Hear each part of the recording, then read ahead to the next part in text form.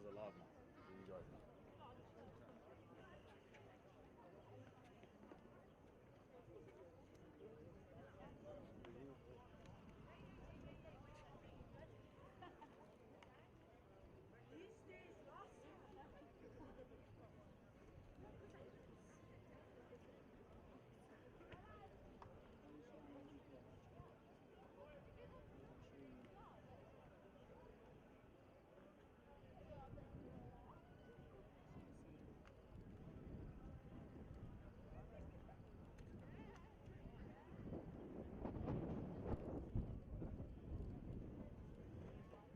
Okay, hit it and talk, let me hear.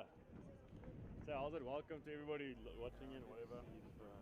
Also need to hear this.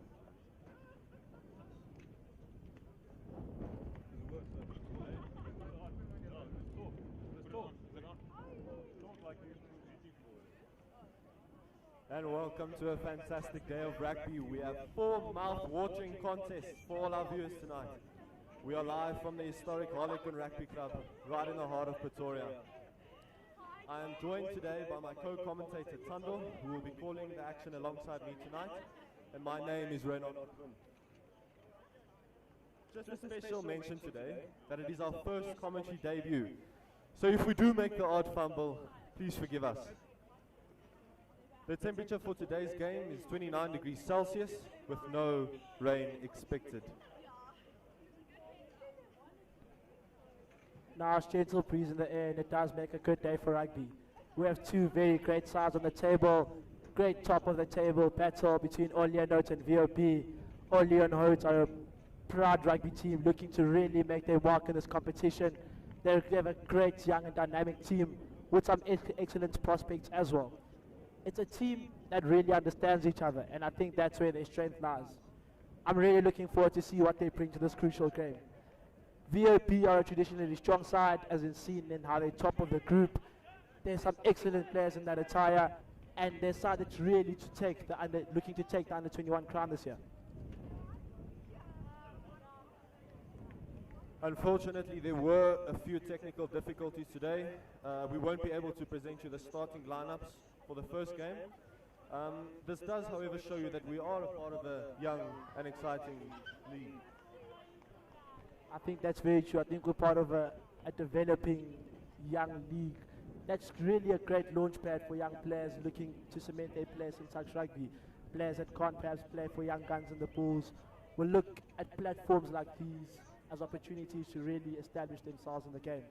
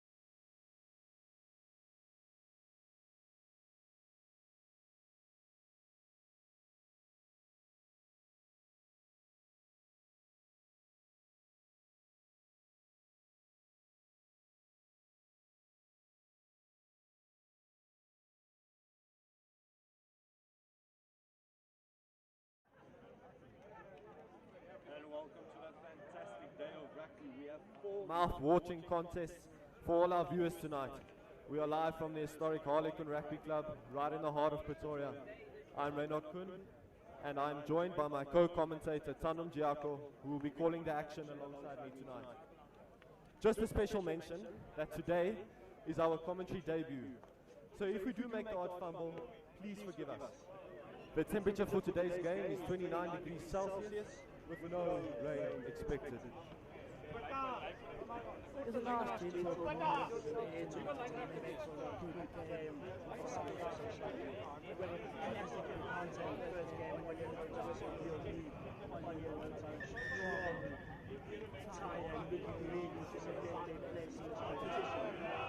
I think the strength in the squad lies in the chemistry of one between the players. I think you can see as they were warming up, the type of this team is one, and I think that's how they win this game.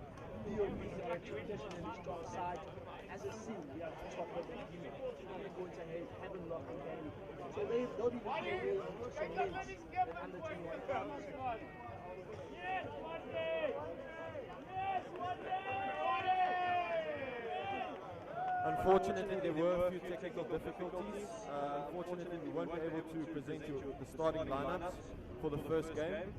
This does show you that we are part of a young and exciting league with developing players. I think absolutely. I think it's really upcoming. It's there to develop players. It's there for the player that can't necessarily play football. It's there for the player that can't play baby. It's there. It's a platform to build raw talent. This is where we see the raw talent of South.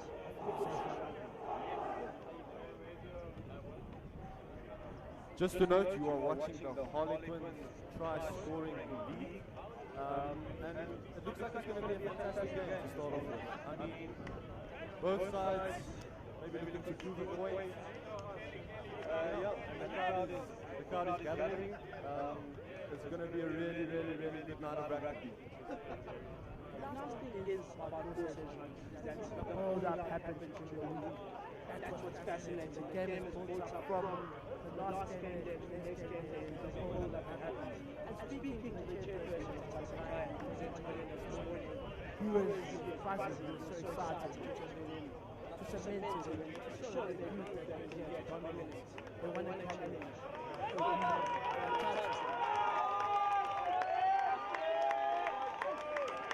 You can now see the players entering the field.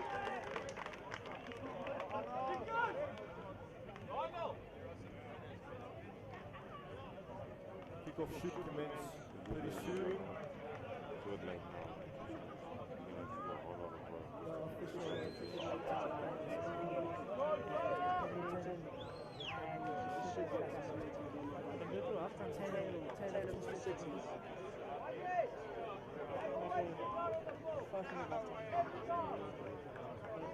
Olienhout will be starting us off here this evening. The flower of the ball looking to get us underway.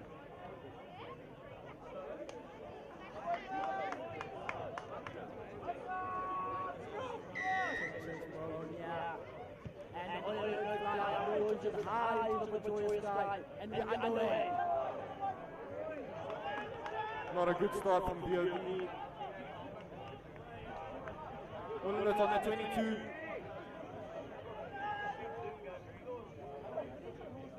Looking to go wide from the get-go. VOB on the attack now. They want to counter, and he's taken down. I think what's been evident in the game so far is that team designed to win it. Big game taken. Referee calls a penalty in the favour of VOB. They'll be looking to find touch.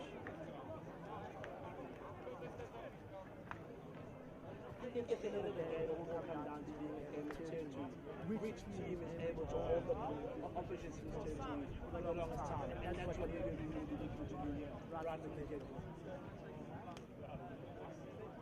Not such a great kick from the VOB flower there. Line out on the 10-meter line.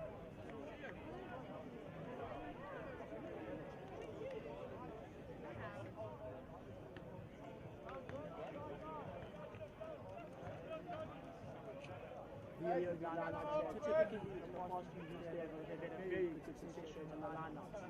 And there's a bit of fumble there, but they're back in it. And penalty kick. Just to explain all the rules to our viewers tonight, there will be no contested scrumming. Trials will convert to immediately, so now will not be required to make a conversion.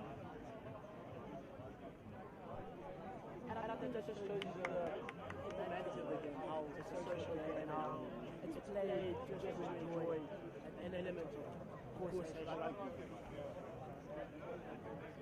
So just to reiterate the rules once again, perhaps watching with us for the first time. All those runs uncontested or no conversion. Liam Thomas, you have the lineup for Olienhout. They're going wide here. Fantastic clean out by Olienhout. I think immediately you see that sense of urgency from Olienhout, that sense of urgency to win this game, to take the game to VOB. And they look to go wide. There's a pass, they look to go wide, he runs at them, and he's taken down. It's a controversial call, they're not happy about it, but the right call at the end of the day. Advantage Olienhout. Yeah, referee said Olienhout were not releasing the ball. Now Olienhout has an opportunity. Fire onto line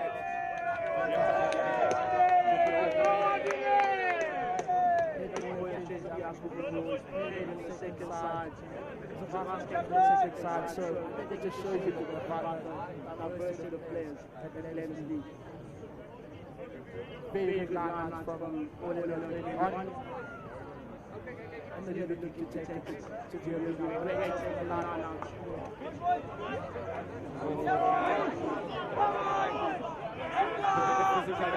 Look at the determination. They drive into the drive, and it's a drive for Olienhout.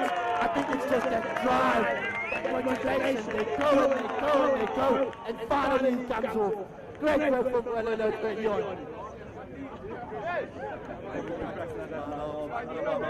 During training. Wait, hold on. Looks like the red pulled the ball.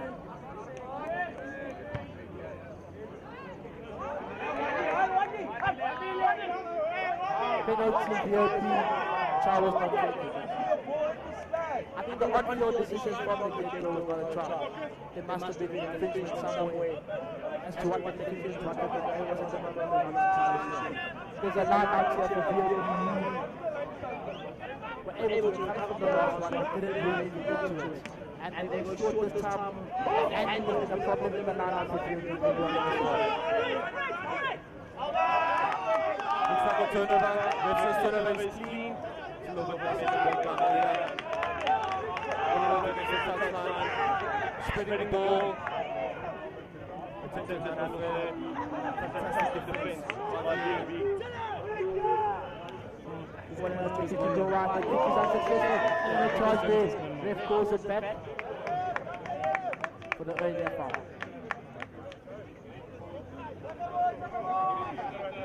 You can already sense, I mean, here or not, the atmosphere, the players, they're really feeling this game. The physicality is on show, and it's another opportunity for them to gain some territory and maybe rectify that try that they didn't score.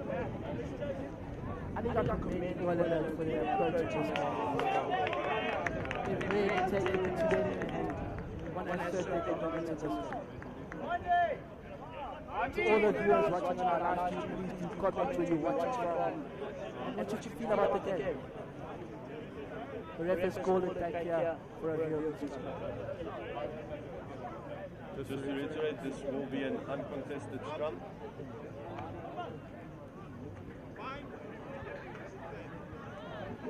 VOB with the ball here.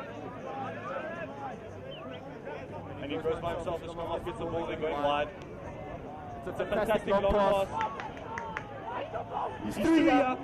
Fantastic tackle.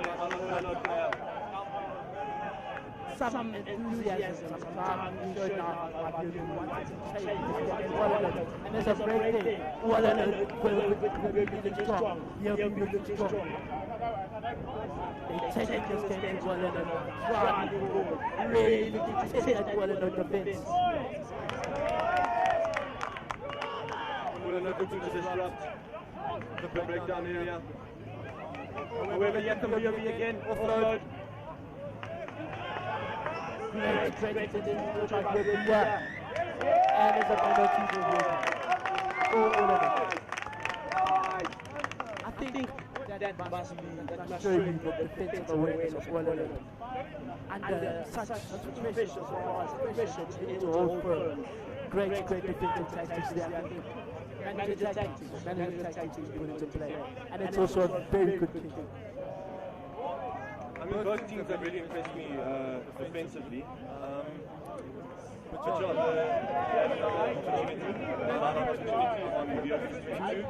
they'll be looking to make them pay this time. I mean, seriously has to come out at some point.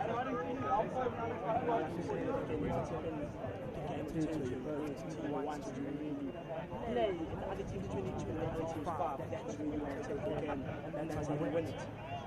And well enough able to do that successfully so far, and that's why they're winning the scoreboard, and that's why they're the side of the And it's a long line out there, and Thomas well enough looking to take the game, get onto the scoreboard. Well enough for quick ball here, but that's not the case. However, it comes to the scrum off. Put under pressure by VOB. The ball's all over the place. Fantastic cover by the VOB player. And they go to the touchline.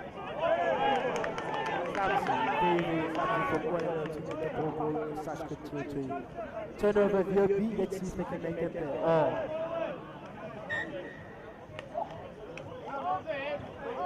The call there by the referee, contested by the all players. It's VOB. Yeah, the referee called a knock-on decision there by Olienhout. So we have another uncontested scrum on the 10-meter line, just short of the 10-meter line. The player needs a short swap here. I think that shows you the intensity of this game, how these players are really going and taking this game each other.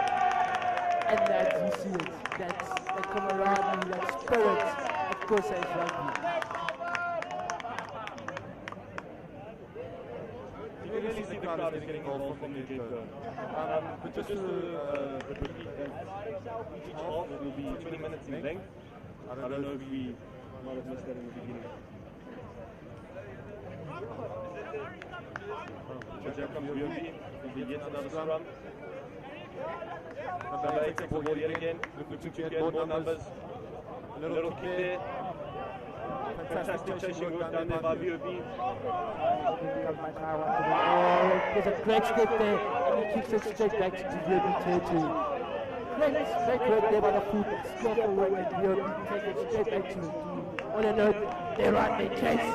It's a kick deep into the Olienhout territory. He chased, scoreless. Take it down here, looking really good on the pressure on Olienhout side here. I mean, one of the basics of rugby is chase, a kick down aggressively, really picking up opposition pressure. That's exactly what VOB did there. The pressure to Olienhout for finding touch and then pressure situation. I think they can cover with Olienhout. I'm observing so much pressure from VOB. They were able to recover and we're talking about. It's a line out for VOB. Line out so far, obviously, they've not been the way we did previously to those games. And they go very short here, and it's almost converted. It's converted almost into a red out one. He spots a gap. Just at the final moment, it's a beautiful offload. And it's through, the flank is through! Fantastic last tackle by Olienhout player. It's a preliminary advantage to Olienhout. That defense really tested each and every single time. The answer to the call. Olienhout VOB picks up the ball. Olienhout answers.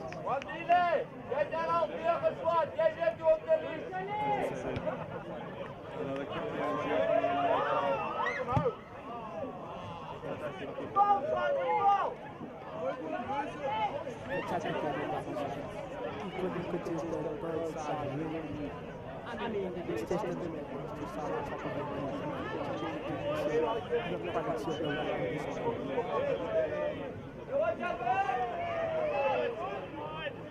It's been the line-up show thus far for both teams. I mean, Ed Thomas hasn't seen this ball. Let's come to the scrum off.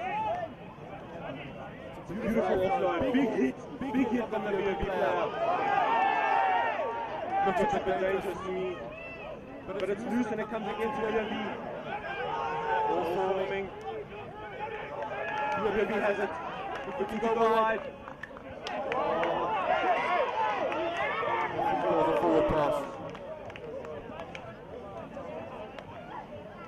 Great intensity, really looking to play that wide, looking to get the wings going, looking to get the ball to win. That's the picture. Maybe see the player so you want to get the ball to that one area, one of the children, to give them a run, and then take it off. That's what you want to see from the Well, Olienhout will be looking to attack now. I mean, they've had their opportunities, but they haven't taken any of them. Comes to the foul, going wide again. They do have numbers, but they also go inside. Olienhout players get on the ball. Ball is slow, however. It's a strong running from the Olienhout player. Looks to kick probably. Looks like a fantastic kick and a fine touch. a fantastic kick, and it is a fantastic kick. Let us call it 50, hold it back for the early line.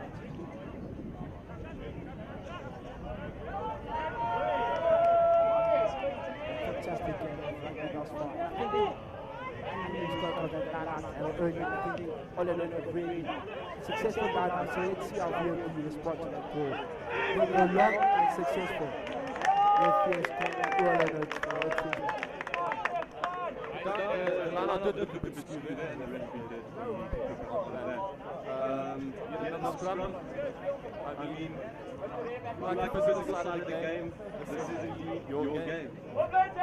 Listen. If the scrums were contested, I think there would be a massive, colossal battle. The scrum time. I mean, these players are massive. So it's unfortunate that they can't scrumming against each other. It is, but one of the advantages of that is that we get more running, more attacking, more fun rugby to watch as the viewer. And that's exactly what you're going to get from us here tonight. And Mark goes wayward. Olienhout, however, they have numbers on the outside, they step back in. Yet again, good defense, Olienhout on the halfway line. Olienhout looking to go wide. He opts to go inside and it's a big hit. Carry, good carry from the Olienhout flankers. Great carry to gain a few meters of Olienhout.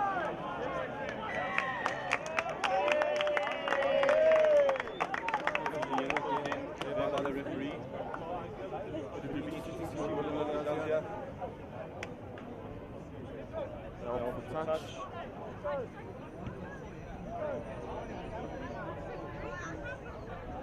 Special mention to the style of Olienhout. I mean, his kicks are fantastic. Finding touch with ease, getting distance, getting territory to his side. Give some sort of credit to people like this presentation.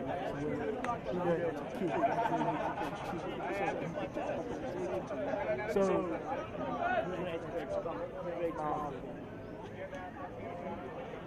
Olienhout with a line out here, just short of the 5-meter line.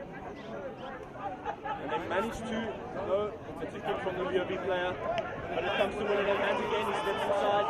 Beautiful offload, looking to go wide, he does, steps back inside. Olienhout plays over. Took a bit of the defensive organization that is so good. I think he's doing it.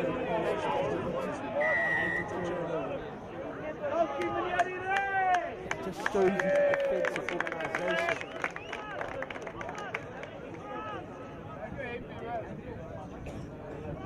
Referee calling a penalty to Olienhout.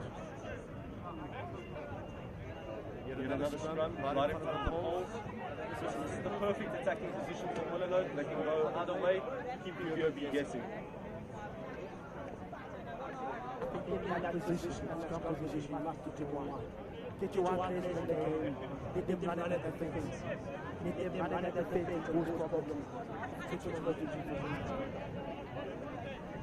We did speak about the attacking rugby, and Olienhout do have a chance here to convert. There's no tripping chase. You're behind. Unfortunately, that's not good, but you have to commend the vision. You have to commend them for seeing the run, for seeing the way the attacking risk. Great goalkeeping. I think this persistent pressure when applied by Olienhout has to pull off something. Big to VOB. And they go deep. Fantastic player. Steps, goes on the outside. Fantastic ball for Driedruk again.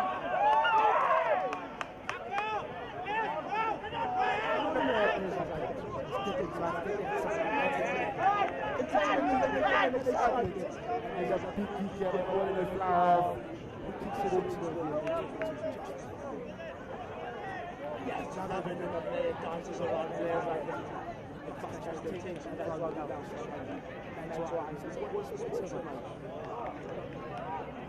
We have seen in recent weeks that cross kicks, so-called passing kicks, is very popular. And it was tried there by Olienhout, trying to get wide quicker and getting that numerical advantage on the wide areas. Another line-up there for VOB.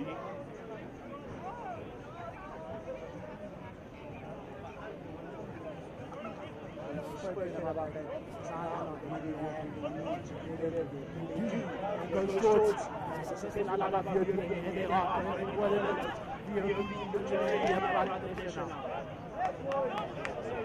Looks like a clean turnover for Olienhout. Not according to the referee though. And it was a penalty for VOB.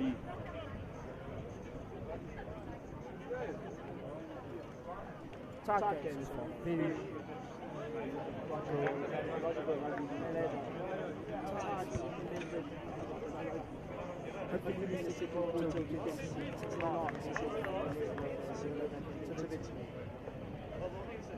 Very Mention tight, it is in fact 0-0 as we approach half time. Another line-out opportunity here for VOB. Seems like we're just repeating ourselves with these line-outs and scrums.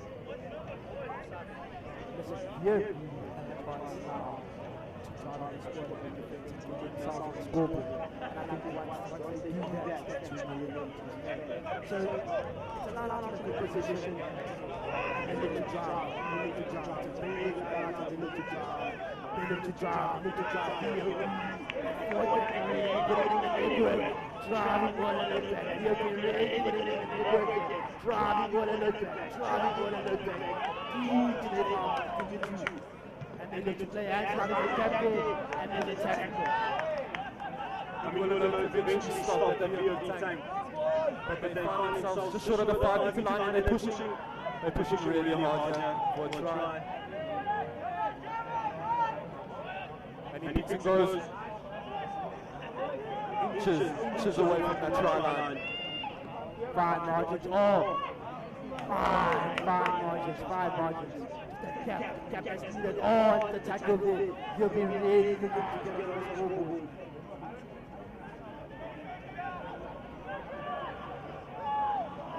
VOB look to spread the ball, look to go wide, massive hit in the middle there. Looking to pass, And go up, and it's a try! It's a try for VOB, and they have found it up. That patience and the hold up, the patience, the defensive winners, finally paid off, and VOB are on the scoreboard. Beautiful skills on show. Big hands to find the winner. Beautiful finish, beautiful try. That is rugby.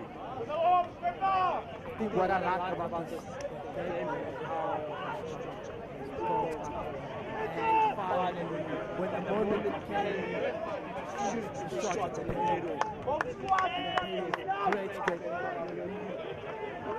Great. The shot is a fantastic. Oh, and it doesn't quite go to hand for the Olienhout player. That knock-on was really unfortunate because the kick and the pass before that was mesmerizing. Great wins is a flower. I think we spoke a bit of class ability so far in this game.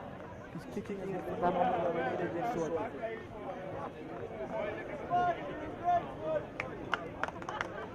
In the field.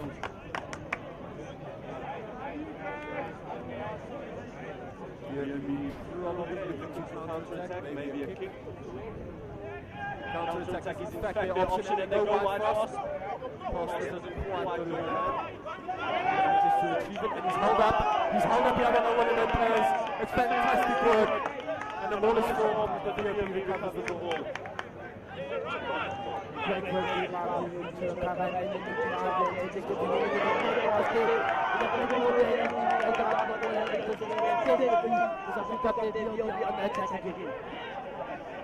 Really coming into this game, another pick and go there. Just reaching across the center line. Here we struck off at the ball. Looks for a cross kick. Big chase here. Referee calls it offside. despite the offside call, I think great awareness, great kick to spot that. It was a real chance, great with that, unfortunately, offside. I think Olienhout really looking now to kick that ball deep into the open territory. They really put the pressure on.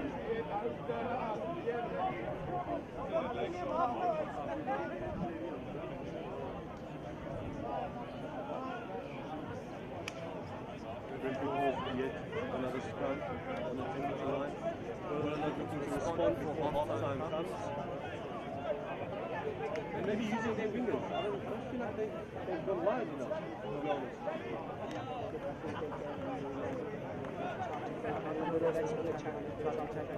So I think as a manager, you must be thinking, making those one and then I think that's how we're going to support it. Get to one and then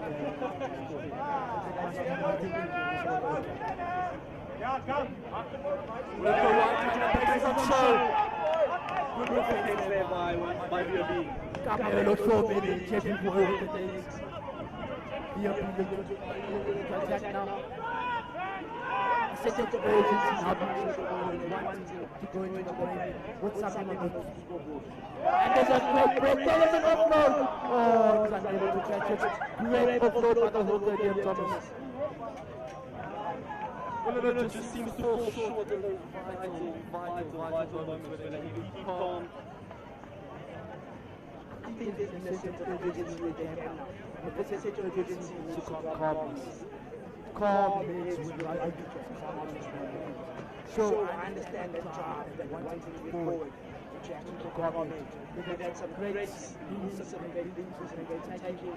But you have to keep calm and fun. VOB scrum at the halfway line, yeah? And then on the blind side. Referee calls it back. Looks like he just took touch there. Referee calls half time. Fantastic first half. Great game of rugby. I think we could have contested at the scoreboard. Tells the story of which team is the better tactics, which is really the better tactics. I think Olienhout will be looking to change anything in the second half and potentially take this game during the long Please join us again for the second half. Do tell us where you're joining us from. We're live from Harlequins Driedruk. We drink when we thirsty, we drink when we dry, we drink.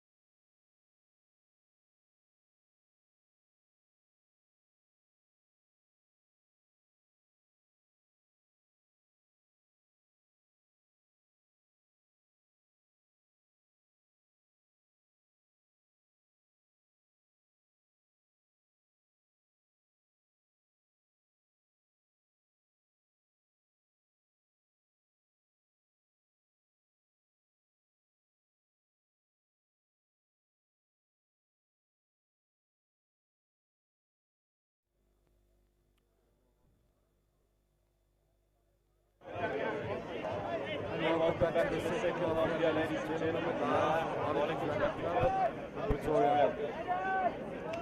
You're looking to get us underway here. Fantastic first half for them. They took their chance and they 7-0 ahead.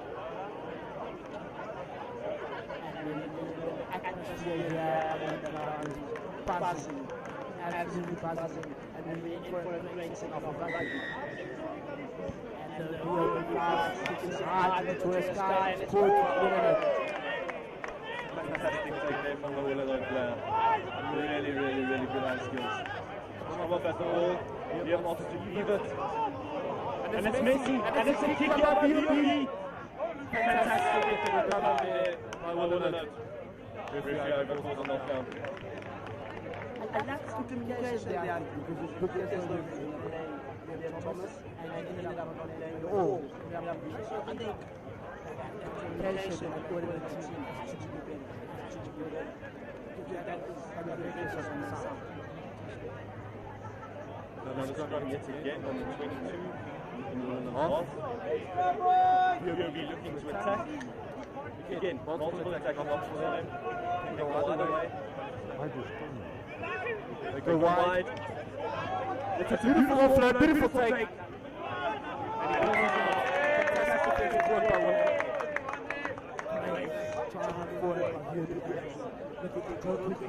Go wide, get your wing in, wing is different inside, and unfortunately you take it out.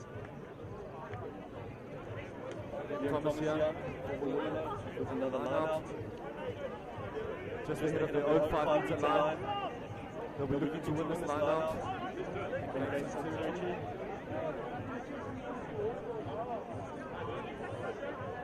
The line out for Olienhout has been really successful. Really is this line out to really take everything has been good. And to the list there, and Olienhout take by VOB, look at the taking Olienhout.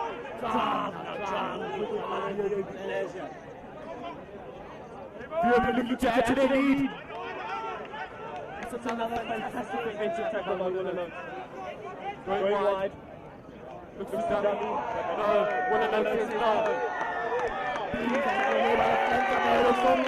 Big tackle by Olienhout, and it's turnover Olienhout.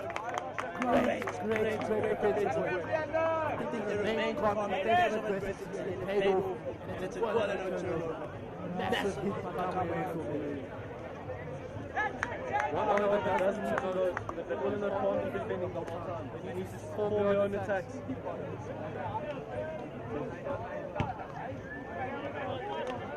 Another fantastic kick by Olienhout now. Between the halfway line and the 10-meter line. Massive territorial victory. Hopkins didn't take a period off the bar to go and take the game to a win. Put that VOB for better pressure. Olienhout with another line out. Yep, Thomas goes to the back. Another skew line out, however. VOB ball. In the really this was completely straight.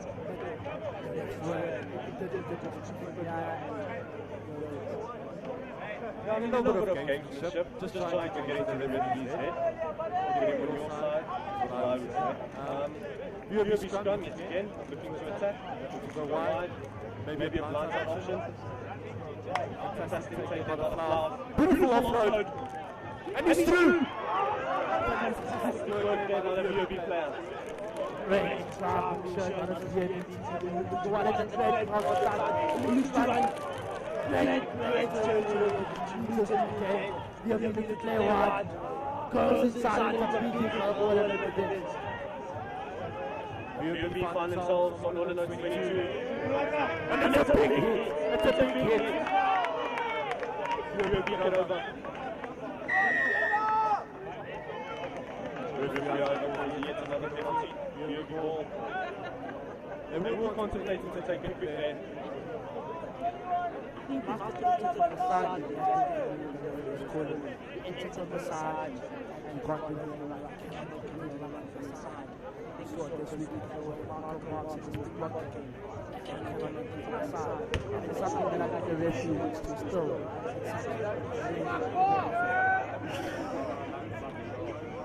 Wouldn't it look to defend, finding themselves defending it again?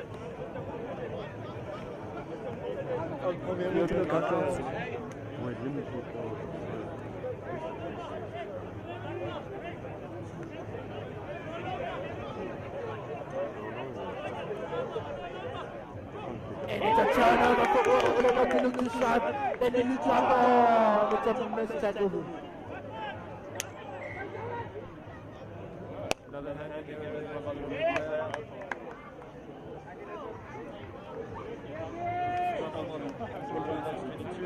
They'll be really looking to get out of their half. I mean, a good kick, maybe a piece of brilliance from one of the backline players. In a position like this, you're always going to be under pressure. Right outside your 22 meters, always going to be under pressure. So the key here is to kick the ball out into opposition territory and ask the question.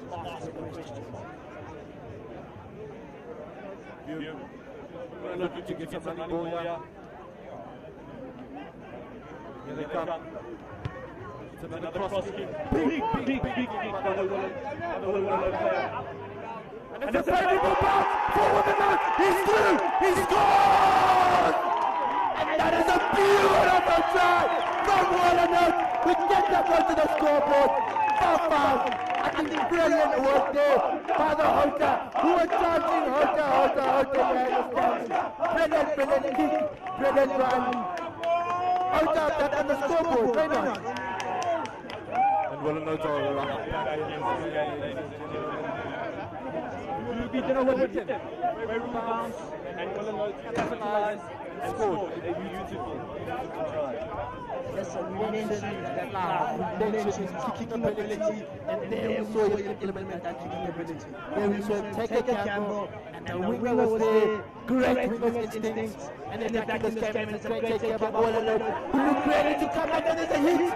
There's a pass taken by Olienhout, come out of 4 minutes to take again. Olienhout looking good, Olienhout looking good. Really putting Olienhout under pressure there. Olienhout managed to recover the ball. Referee calls an infringement. Not for another Olienhout player. It's been a lively second half thus far, ladies and gentlemen, I can tell you that much. I think that gave the game what it needed. That gave the game spirit and drive. That's what this game needed. And they'll be under pressure. Olienhout with all the momentum, will be under pressure. And that's what that's taking away. This is a real good tonight on the Olienhout team. The Olienhout team is doing great. The fans are chanting. It is a beautiful atmosphere, ladies and gentlemen. VOB looking to respond right back, get back into the lead. And the number 8 takes it again. He's running with purpose. That's yet another hard hit. But the Olienhout players are making it hard, making it nice and easy there in the breakdown area. VOB going wide. Getting closer to that touchline. Ladies and gentlemen, we're sorry for the technology. The technicians are trying to get the game back now and should be back in the next 2 minutes. But in the meantime, we'll describe the game for you. And here comes your reveal. Oh, it's a big bounce! 5 meters! Inching closer to that touchline, ladies and gentlemen. And it's a wayward pass, not backwards. And it's through! Fantastic work there. Really ready to get to the scoreboard now. Ready to answer the questions and ask Olienhout. We spoke about questions and asked Olienhout. We'll be able to respond. And they did good. It's a turnover by Olienhout, and it's good. It's a good turnover deep in their territory. Olienhout needs to come. They need to remain calm and get the ball out. Olienhout running to all sorts of trouble, ladies and gentlemen, trying to form their own attack. But it unfortunately referee calls him back. Great intensity in the second half. I think coaches must say something to change. The We spoke about the creativity that we wanted in this one of the team, and that's what they've given us in the second half. Creative and generative. Olienhout is the type of team that would move to attack from this position, but however they find themselves to defend and then to defend until they can get another one. Just here, we struggling in the position. As a good team, we look to the journey, and you see we don't look at the journey. Taking it inside and it goes. It's turnover for Olienhout. The referee calls an obstruction in favor of Olienhout.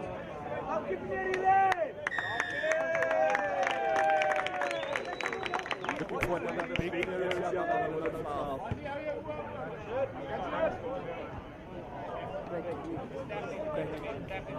Big commitment of flower. So hard. The heart of the squad and the team. And then I want to commitment of the team.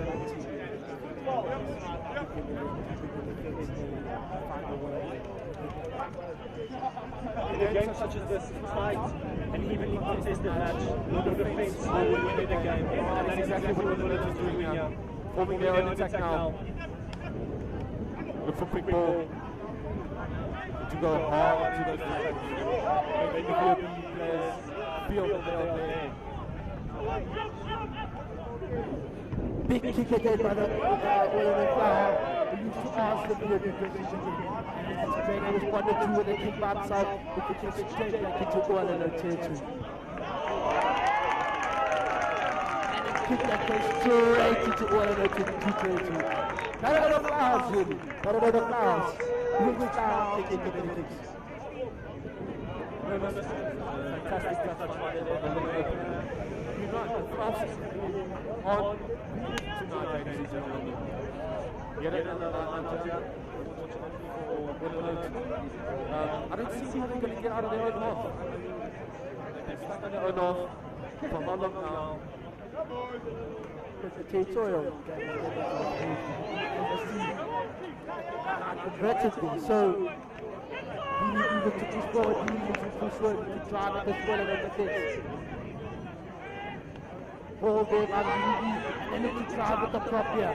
We need to drive here and get onto the scoreboard. One, the drive is to go back and then to go wide. Oh, it's a dummy run here. Just to repeat, ladies and gentlemen, the score is 7-all, but the VOB are looking to change that.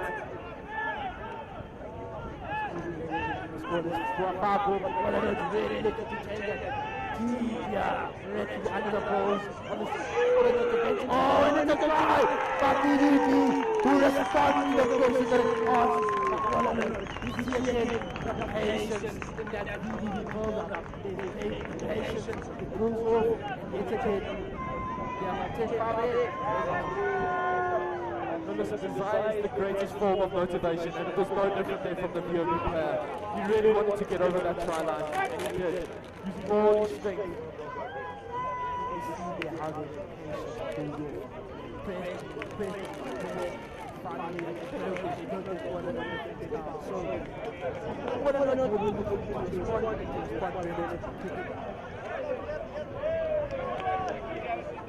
You'll be back in the Ninja, it's 10-5.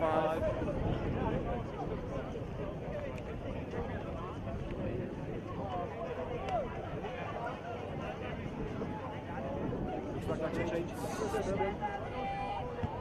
It goes deep. Attack, too deep.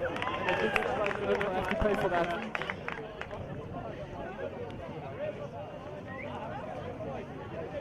referee has called the ball back here.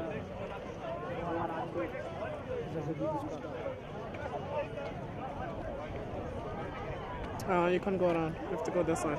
Exactly right. Oh, you can. Listen, we're looking to score immediately, putting one on us.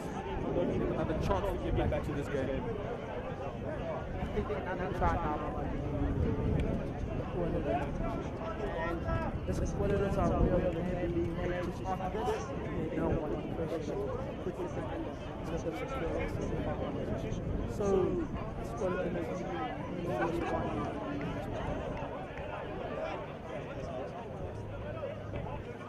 Here comes the VOB scrum off. Steps back inside. It's a kicking chase. Looking to find touch. Oh, and it's messy at the back here. But it's fantastic defensive work. Not so much offload.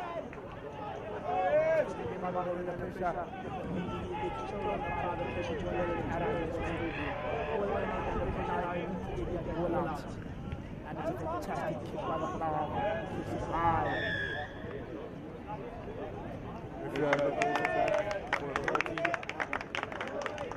Favour of Olienhout.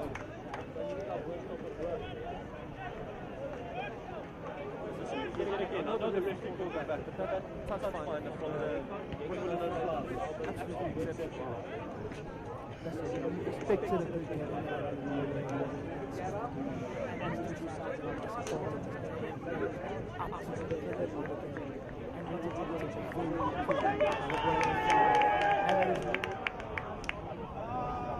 of the VOB player to put in quite a road here, but it did not work. Another fantastic opportunity for Olienhout. Very commendable to keep the goal in the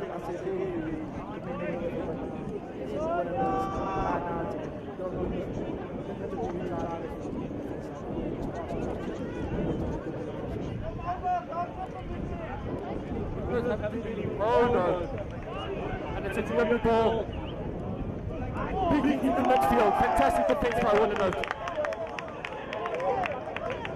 Making the breakdown next year. Olienhout, but here they come! And it's a beautiful offload! How he managed to stay on his feet there, I do not know. VOB really looking to stop Olienhout. To stop the break. Listen, just to make mention of our big stadium, really.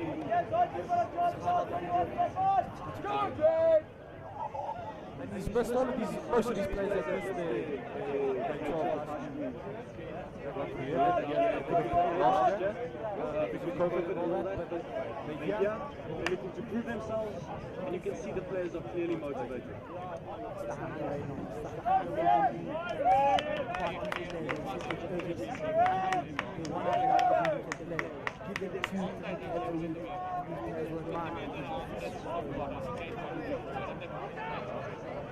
Probably looking for the counter attack on their own, catching Olienhout double guard, then maybe putting it to bed.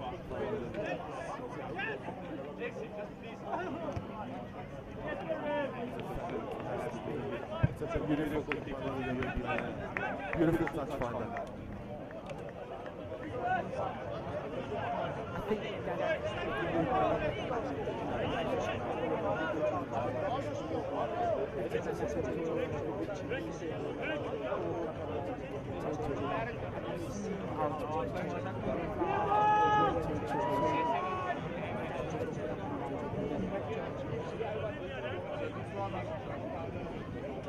Changing the position for Olienhout. Looking to have some running ball. Comes to Cowboys. Beautiful offload. Looking to offload again. Nice hands. Offload again. Steps back inside. Steps back outside. to dance around the defenders. However, he's taken down, he's not able to go away. Olienhout still looks to apply the pressure and they run. It's a great offload there. Olienhout looks to run and he's taken down. And really he is spotted and he's scored the ball back. I think we want to see more from Olienhout. It was on show there for all of us to see.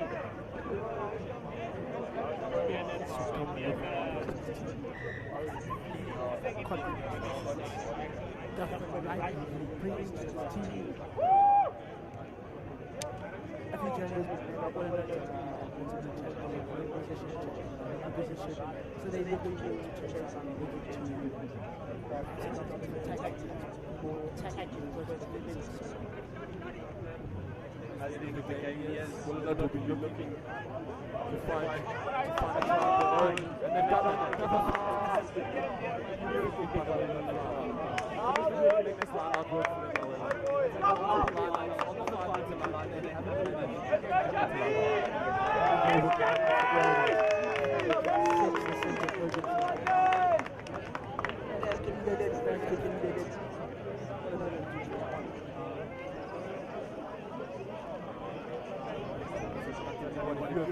supporting you are sitting there, your side can hold on and stay strong defense, not allowing any gaps to form for Olienhout to penetrate. Nail bite. Nail bite. The line out is converted. When it looks up now,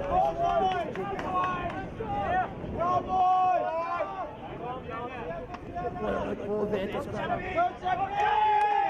Olienhout to score a try of their own. Inching towards that try line. Looking to swing out very quickly. Oh, it's a beautiful pass! Beautiful offload! And a fantastic try! Olienhout back on the scoreboard. And the score now. So that takes it. I think great work there to hold up Olienhout to put pressure on that VOB defense to go and finally that goal. They're not talking about what's on the field here around the score of players. That is really unfortunate. Both myself and John were very excited. 4 minutes left. 4 minutes left for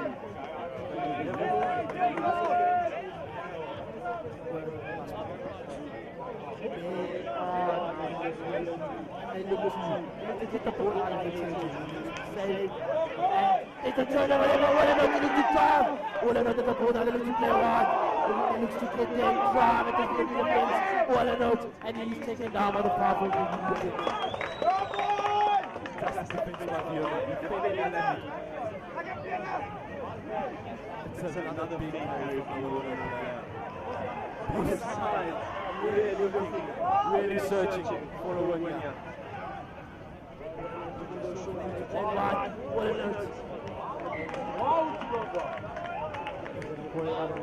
Olienhout really looking to get back to his game. I think they're going to start with a great defense.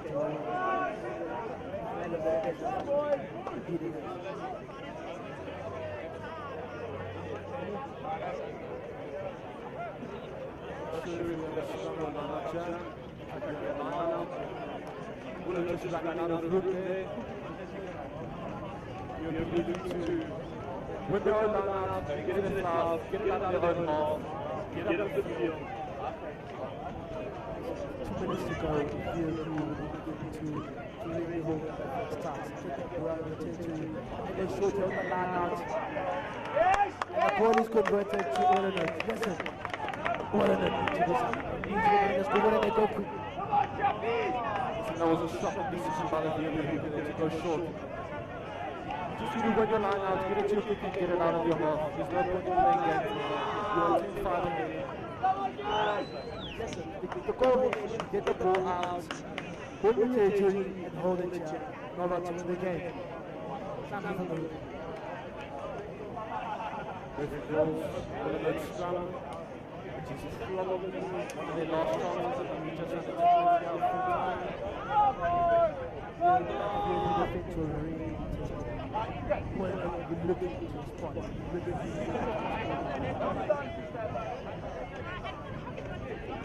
Here comes Olienhout. Fantastic pass, he's through, and he scores! Beautiful try. Fantastic try by Olienhout. Great work down the center to convert the try. And the whole town are celebrating. 10-10 and the infant grand finale in this game. Olienhout really looking pumped up. They want that win now, ladies and gentlemen. They want that win. But unfortunately, VOB only have themselves to play, and they go DBR straight from the kickoff. Looking to get straight into VOB territory and then a kick right back. Olienhout looking to win this game in the dying seconds. Olienhout looking to take it home and show VOB that they are forcing it.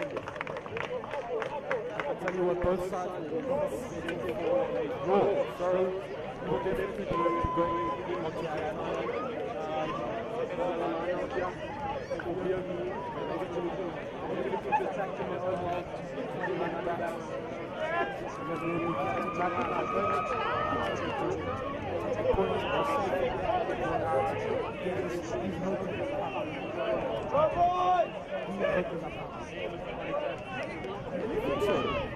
it's hostile rugby.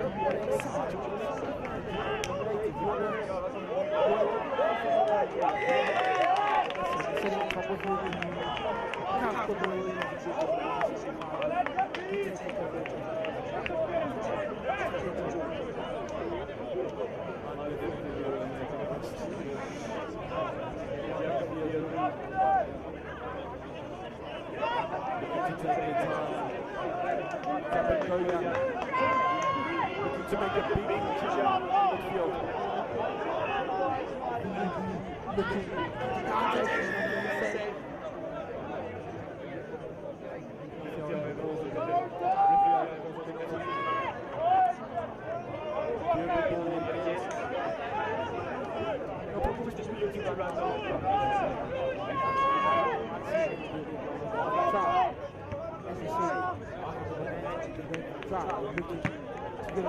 when you're looking to win this game,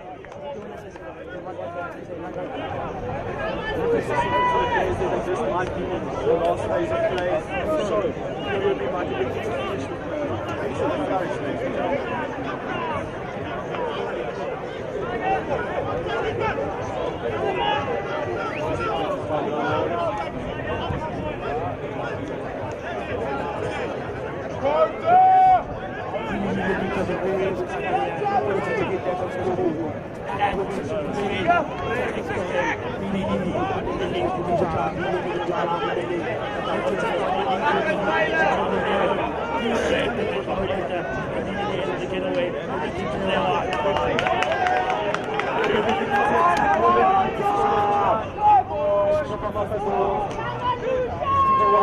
And it's a dummy.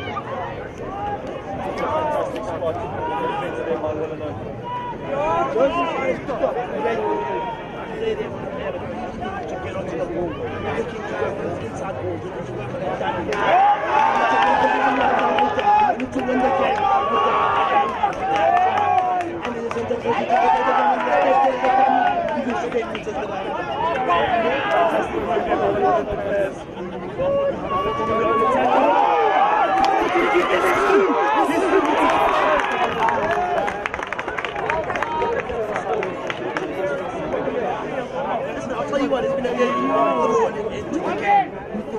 For Southampton to the defensive winners. Both sides are really confident.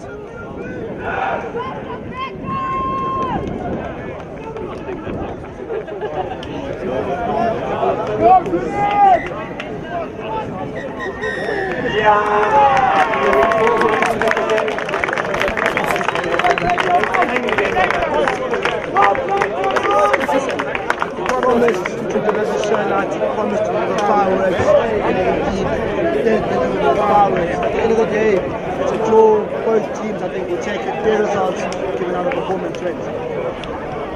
Fantastic jump start to be. It just makes me more excited for the 3 games yet to come.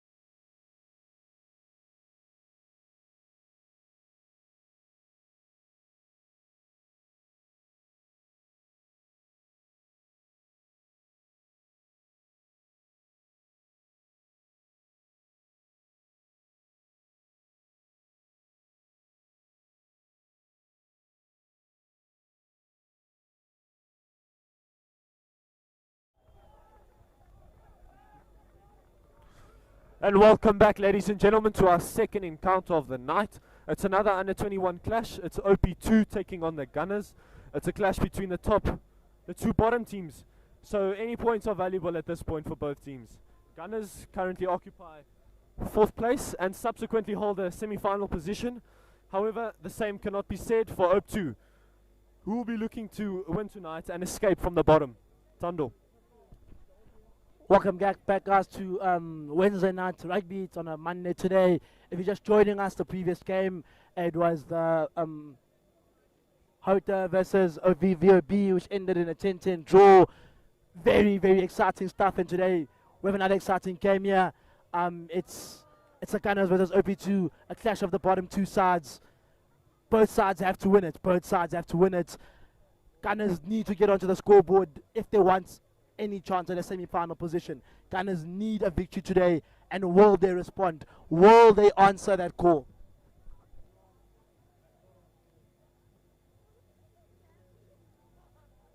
And we are underway, ladies and gentlemen.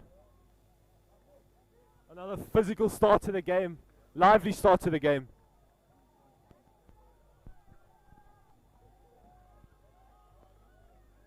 Gunners immediately look to get the play on. Immediately look to take this game to OP2.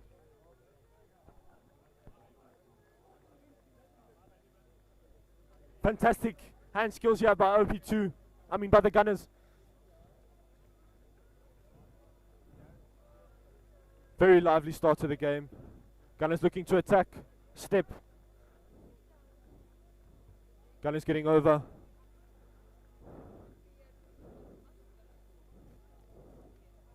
A little bit condensed in the midfield there, I have to say. They're not utilizing their backs, utilizing running ball.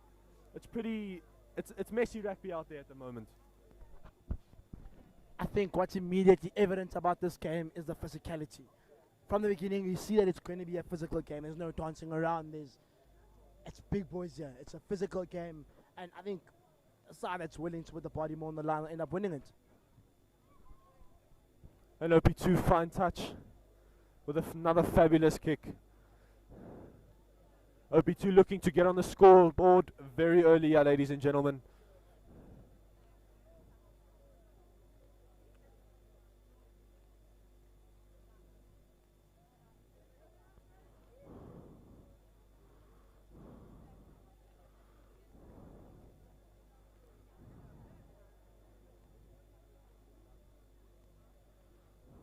OP2 here with the line out. And it goes to the tail. But it doesn't quite go to hand. It seems to be a knock on there by a Gunners player. Another fantastic opportunity for OP2. I think OP2 have really taken this game to the Gunners today.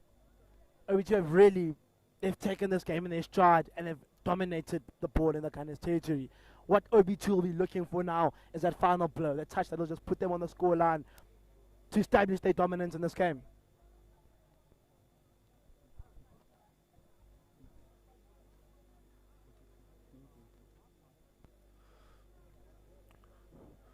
Scrum off has the ball here for OP2. Going the opposite direction, going wide. Oh, and he's through here. However, he's taken out. Another scrum called by the ref. Look, Reynald, we mentioned in the beginning that OP2 came here and they needed a result. They needed a result to get that semi-final spot, and they've really responded to that call. I think right from the beginning they've taken this game to the Gunners, and they want to show the Gunners that, listen, we mean business. It's a line out. The Gunners will be looking to get out of their own territory to really push those OPT boys and take it to them.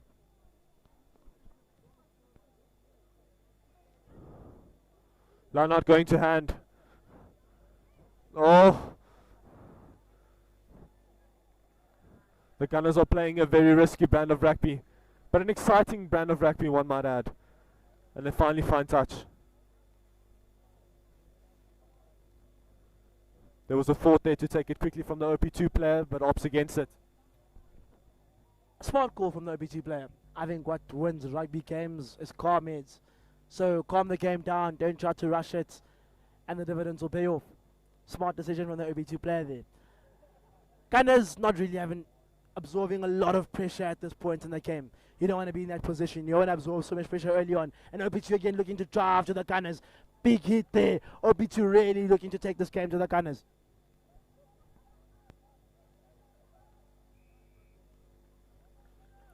Referee calls a penalty.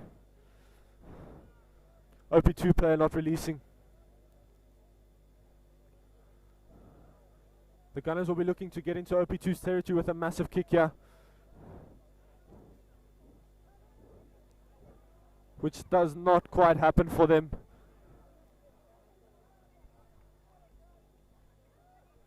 If you're just joining us, just to reiterate some of the rules of the game, it's being played 20 minutes a half. Every single try scored counts 5 points. There's no conversions, and scrums are uncontested. And it's a great line out there by the Gunners. Just the ball fumbling there by the flank. But great line outs overall. They choose to go long. Very good line outs. Just fumble by the flank. Gunners ball again. I would just like to mention another shout out to all our listeners listening to wherever you are. It's a massive honor and privilege to be here. As I said, it is our first commentary game. So interact with us. Tell us how it's going. What do you feel like? Any tips? I mean, we're still amateurs in the game. So anything, we'll be happy with anything, to be honest with you. But yeah, it's a scrum for Gunners. Gunners really looking to get into OB2 territory. I think the Gunners need to get there. They've absorbed a lot of pressure early on in the game, and be looking to do it by running at OB2. And it's a big run there, and he's stopped by OB2. OB2's defensive structure in the middle of the field has been exceptional. They've been able to keep the Gunners from entering, even coming near their 22. So their defensive organization early on has been spectacular. Gunners, however, struggle to go wide as they lack the players there, because everything seems to be concentrated in the middle. But the ref calls yet another penalty for OP2. I think it's phenomenal to have such defensive structure in the middle of the pitch. It's easy to defend when inside is on your 5-meter line, the part to score a try. To be able to defend like that in the middle is exceptional. And I think that's what will prove different in this game, in OB2's game, that defensive awareness. Fantastic kick there by Jerome Jengen. Finding touch with relative ease. OP2 looking to attack here from another line out.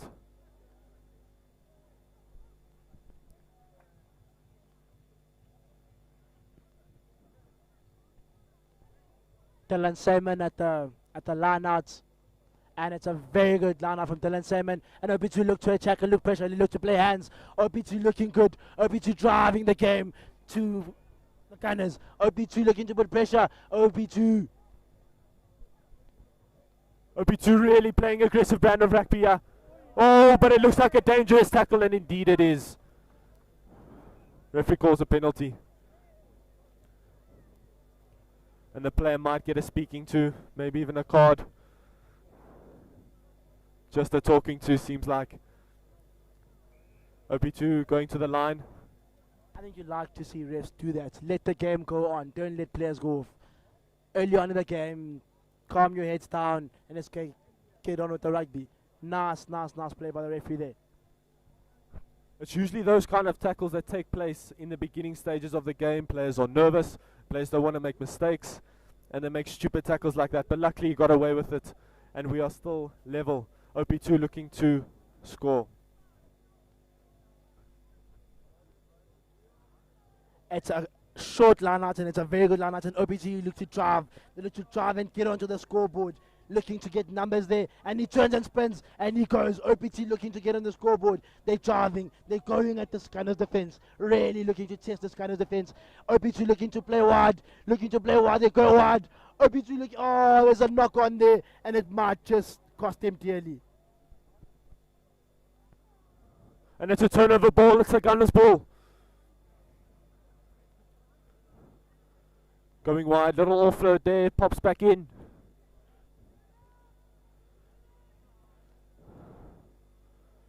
Another solid tackle from the OP2 defense. I think I'd like to see a bit more from Frank Uma, the flower of the Gunners. I'd like to see a bit of kicking.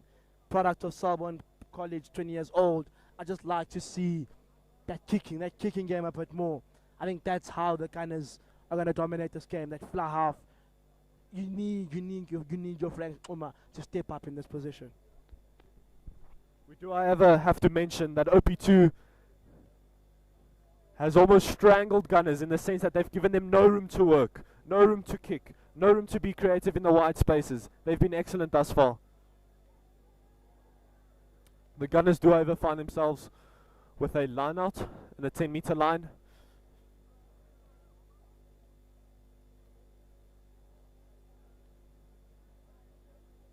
Fantastic line out yet again, and it goes to the scrum off. Cross kick there. And that's what you want to see from your Frank Uma. Get that ball out there and get OB2 back into their territory. OB2 kick it directly back, and a fly half. It just bounces in front of the fullback who isn't able to get there. Great defensive awareness from OB2 to get that ball back. I think looking at this game, you'd almost think that the Gunners are in OB2's position. You would never think that OB2 has never won a game. They're playing such a good brand of rugby today. Not quite sure what the Gunners player did there. Simply just gifted a line-out opportunity to OP2.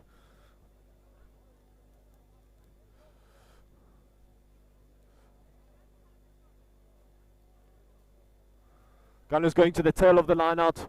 However, OP2 intercepts. Looks like a knock-on. And indeed it is. It's Gunners' ball. Gunners looking to get out of their own half.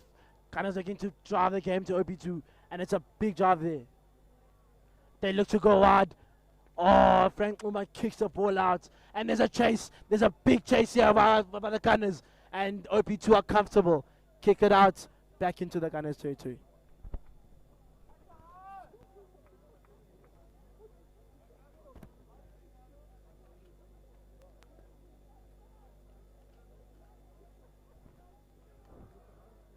Gunners have opted to turn inside out the OP2 defense.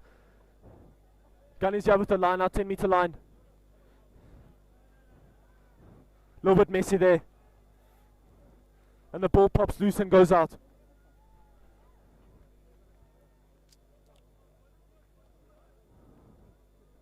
Listen, the OP2 defense there has been put under a lot of pressure. They responded, good kick, and now they have a line out of their own. Of course, you're looking to have a very good line out, get the ball out, and really take the game to the Gunners. I think no team on the scoreboard so far, but we've witnessed an enthralling game of rugby. And it's a very good and short line out. Bit of manly handling mess there, but they get back into it, and the Gunners look to get to them. The Gunners convert the ball. It's the Gunners' ball. Gunners play wide. Great ball there by Uma. And the inside centre turns. And it's a great turn there. Now to see a player do that, move around with your body like that. No, listen, these players here today are very skillful. They're looking to show their talents, maybe to on-watchers. You don't know who's watching you. So they'll be looking to attack, looking to show off their skills. Gunners ball. And they go hard.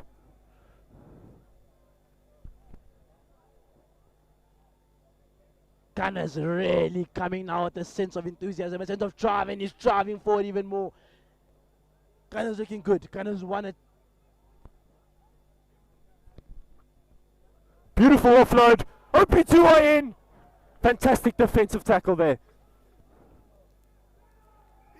Referee calls a penalty. That's a drive for the Gunners to get onto the scoreboard. And it's the loose head that does it. It's the loose head that gets the Gunners into the scoreboard. And they're 5-0 up. Listen. They absorbed the pressure. OP2 asked the questions. And the Gunners responded. 5-0 to the Gunners. No, listen, beautiful try there by the Gunners. Really taking advantage of the attacking position.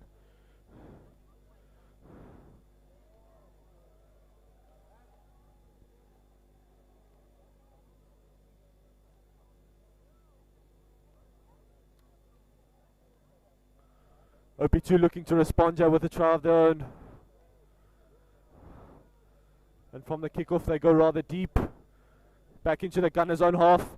Oh, almost a knock on there, but he manages to keep the ball and does sublimely to stay on his feet. But he's held up. And the ball is being formed. Gunners looking to drive forward again. They've been pushed back deep into their territory, but are responding and are trying to get a second try on the board. However, it's a penalty to OP2. Listen, OP2 they've been unfortunate. They dominated first few minutes of the game, one lapse in concentration, and the Gunners are on the scoreboard. And I think that just shows you how focused you must be for the entire duration of the game. No, listen, it's still a long game. A lot of rugby still needs to be played. Both sides are definitely in it. But OP2 will be really disappointed with giving away that try. I mean, they've looked really good up until that point, but they have a chance here from the scrum. Looking to get nice running ball, and he's through! He's got the gap! Looks to step, and he does! Oh! He dances inside, he dances outside, and he scores. Great defenses awareness by the Gunners. But great break from OP2 as well. Just an awareness to intensify that man coming, put him in, let him go for the run, and unfortunately he scored.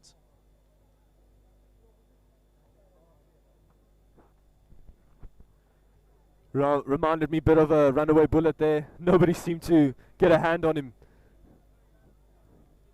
Gunner scrum, however, yeah. OP2 forcing them to attack from deep. And it's a good kick downfield, turning the OP2 defense inside out. Looks to step and gets away from his tackler. OP2 comes back in field. Fantastic play there. Careless defensive work from Carl Oosthuizen there. Careless as the wing there you're supposed to get there. But give massive credits to OP2 and taking the game to them. But I think as a winger, as Carl Oosthuizen there, you have to do better.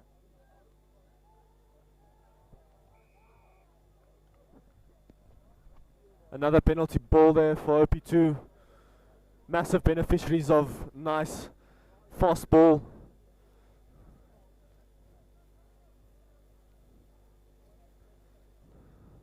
OP2 looking for the flag there and finding touch.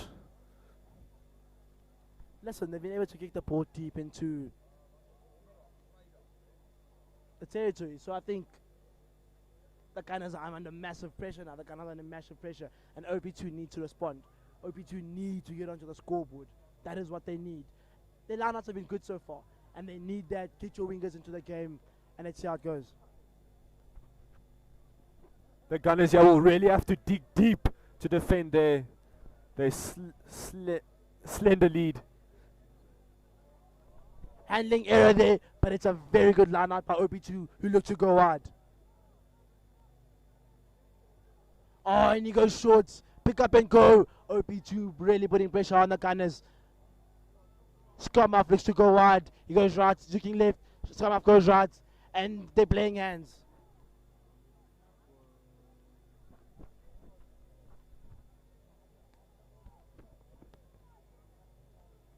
And it's a bit messy there at the breakdown. However, OP2 retrieve the ball. And it's a fantastic drive of legs. Not willing to give up.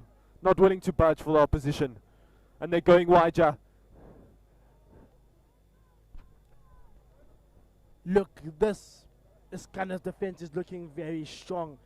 Keeping OP2 out of their 22 and trying to get back onto the scoreboard again. Calling for men on the left-hand side. Calling for men on the left-hand side. OP2 attack on that side. They go down. It's hands. It's OP2 want to go wide. OP2 looks to go wide and he's taken down. Massive hit there from the Gunners player. Zander Fouchier finds himself a little bit isolated on the left wing here. Calling for more support. Another penalty called there by the referee. A knock on.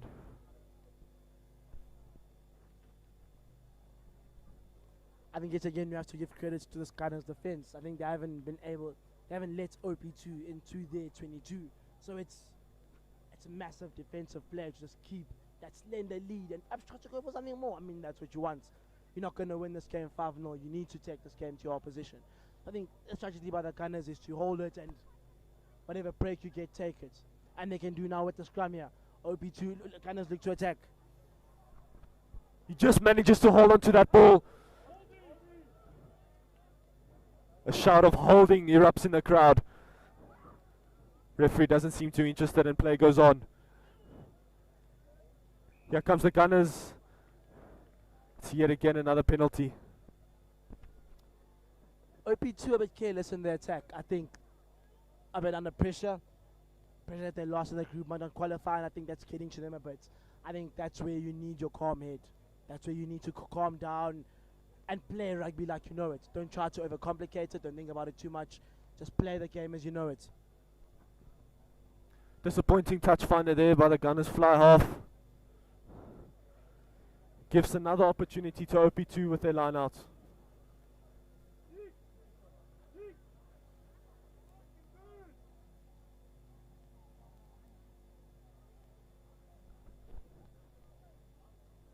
Dian Gutia at the line out. And it's a great run there by the Gunners who look to drive at OP2. That's a penalty for the Gunners. Gunners have a bit of momentum, a bit of weird momentum. They're passive aggressive. There's a passive aggressive approach to this Gunners team.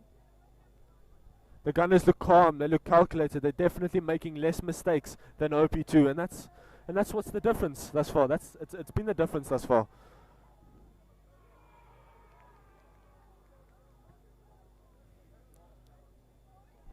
Frank Umar with the kick just outside the 22 of OP2. Look, this is the position that if you're in that kind of side, your eyes light up. This is the position where you want to drive at OP2, you want to challenge, you want to take that defense. This is where the Gunners need to react. That passive aggressiveness of them needs to come out at moments like these.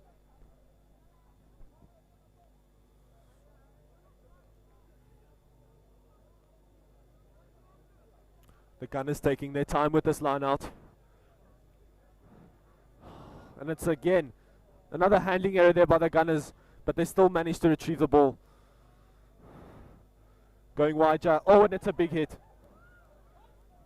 You can see the rush defense really working for OP2 here, ladies and gentlemen. OP2, the Gunners looking to go wide. There's a bit of a handling error there, and the ref calls it back. Infringement by OP2, I think. So Gunners still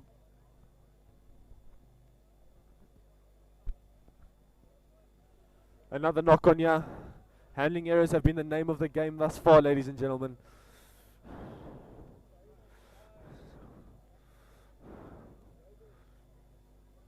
A Gunner scrum here on the halfway line. Probably maybe looking to put a kick in behind the defense there. And here they come. And they go there. Might have just overcooked it just a tad. And he did. There's a big chase though from the player who wasn't quite sure. Still goes for that run. And it's been called back, and OP2 look to get back into the Gunners territory. A fly kicks it high. And it's caught well by the Gunners who look to attack. It looks like it's a big hit. The Gunners really getting some front football, yeah. But then it's a fantastic pickup by the Gunners player, dotting inside. Interrupted by the referee's whistle. I think great feat there from Frank Uma, the product of Selborne College. Shows us that finesse, that gives us that boys' school finesse, that darting about defenders. Great play, OP2. Gunners looking to kick the ball out. And they kick it into the OP2 22.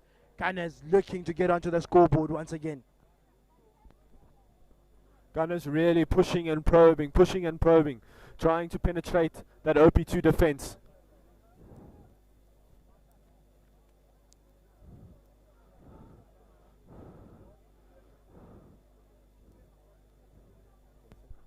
Dian Kutsia at the line out. Product of Fricky Mayer, 20-year-old.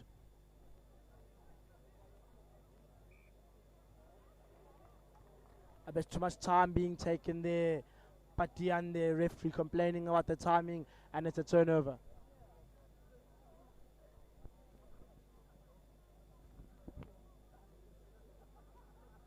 Really messy game thus far. Referee has to had to intervene quite a lot during the game. Both sides looking a bit nervous, looking a bit jittery, but that's all part of rugby, I suppose. That's all part of res rugby. I mean, look at the attendance here. Look at the attendance here tonight. I think very careless though from Dian Kutia there. As OP2 look to get out of their own territory now. OP2 don't look to kick. They want to take the game out with their legs. They want to take the game with their legs, which is not by the book rugby. I mean, in that position, you want to kick the ball out. Different approach being adopted by OP2. Not only are the forwards physical, they love to play with the ball, and that looks just a tad forward, and the referee spots that.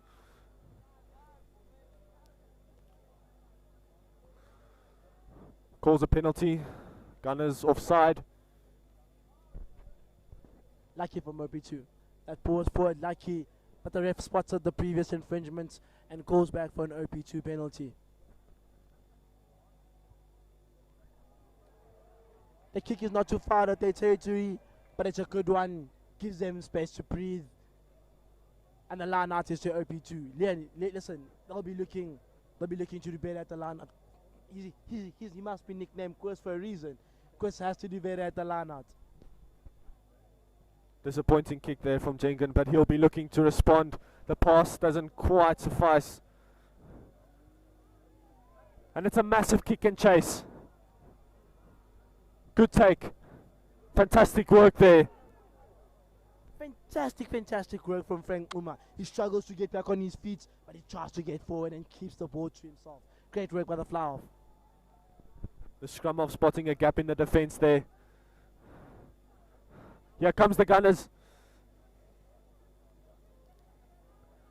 Again, the defense on show here, ladies and gentlemen, is just, it's simply remarkable. From both sides, I'd say. Both sides are defensively aware. Both sides have shown that they are defensively aware and that they can really stop the opposition from getting into their territory. I think you'll see that much of the game has been played in this middle match area of the game. So that's testament to the defensive quality that we are witnessing. Frank Uma looks to get some distance for the Gunners, which he does with a great kick. I have to say his overall game has been very good thus far, but his kicking has left me a little bit disappointed, to be honest with you. He doesn't seem to gain that extra 5-10 yards that the other fly-off maybe can. So, but he does make up for it in other facets of his game, I have to say. He could play as a centre. He could make a fantastic centre. And Lindosh Christian Shandu there, Pretoria Boys Products, gets onto the field for the Gunners.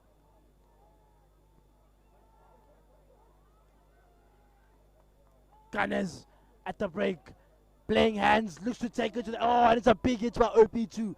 Gunners still persistent in their approach, still looking for that gap that might open in that OP2 defense. The physicality is being ramped up here by both sides. But here comes the Gunners, and it's a big hit. It's a massive hit there by Emil Erasmus. Another cross kick. Referee calls them back.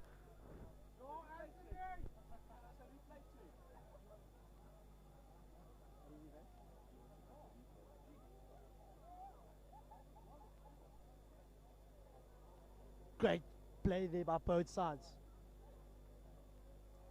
I think there was a bit of frustration there on the right side of the pitch from the Gunners players. There was an opening and they chose to go to the left. Christian Shandu crying there, a bit of frustration being emphasized by the players. And he seems to prove my commentator wrong with a better kick than the usual ones. He's really not making the work of his forwards easier. They would probably be like to get close to that line as possible. The closer they are to that try line, the easier it is for them, the more motivated they are to get over that line with the maul. But here come the Gunners. Again, yet another messy line out.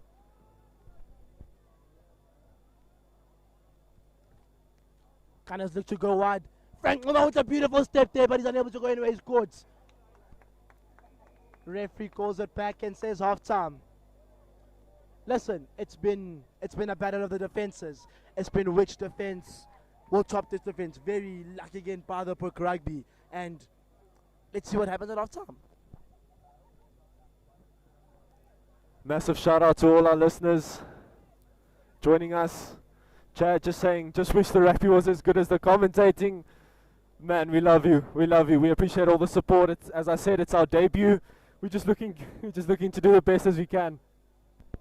Listen, it's a fantastic atmosphere here at the stadium. Fantastic atmosphere at the stadium. The pub is going. Listen, there's a saying, alcohol and rugby go together, and that's what we're witnessing here today.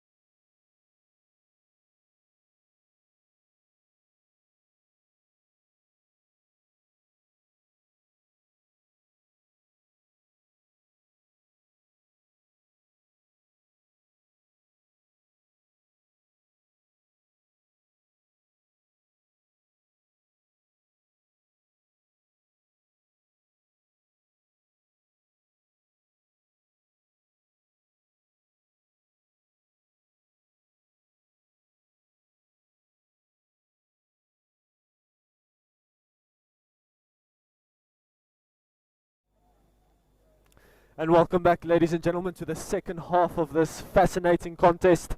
We are live from Harlequins Rugby Club in Pretoria. The Gunners looking to get us underway. If you're just joining us, the score is 5-0 to the Gunners, who are looking to keep the momentum up. And Frank Umar kicks it high into the Pretoria sky, and the Gunners look to apply pressure immediately.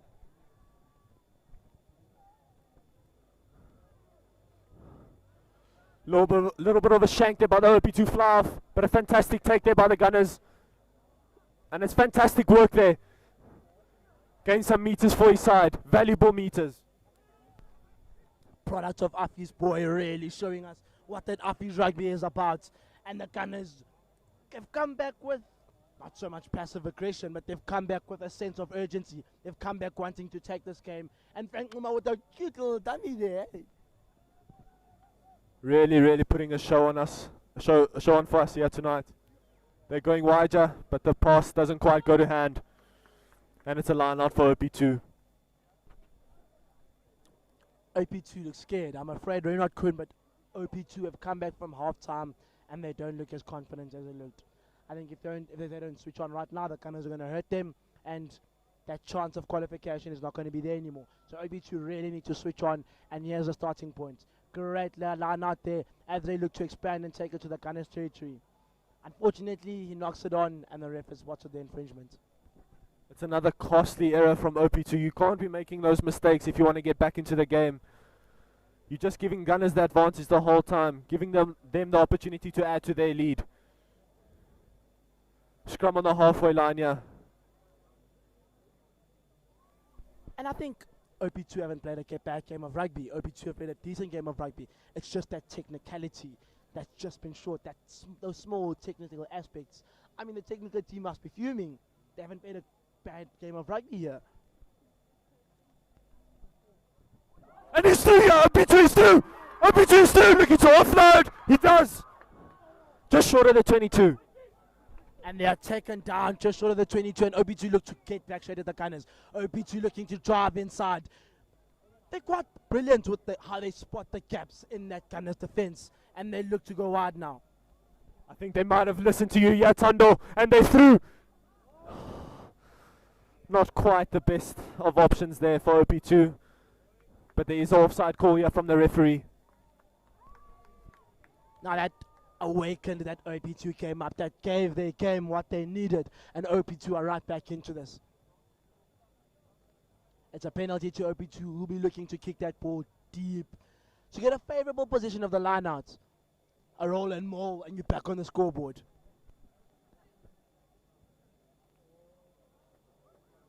It's a brilliant kick. It's a fantastic kick by Gegnan there.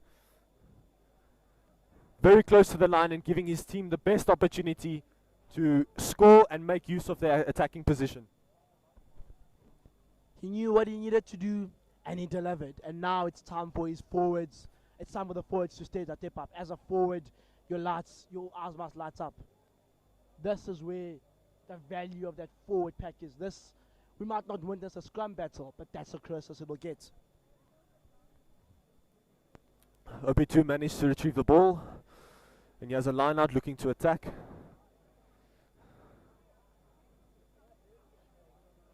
And the line out goes to the tail. Beautiful take.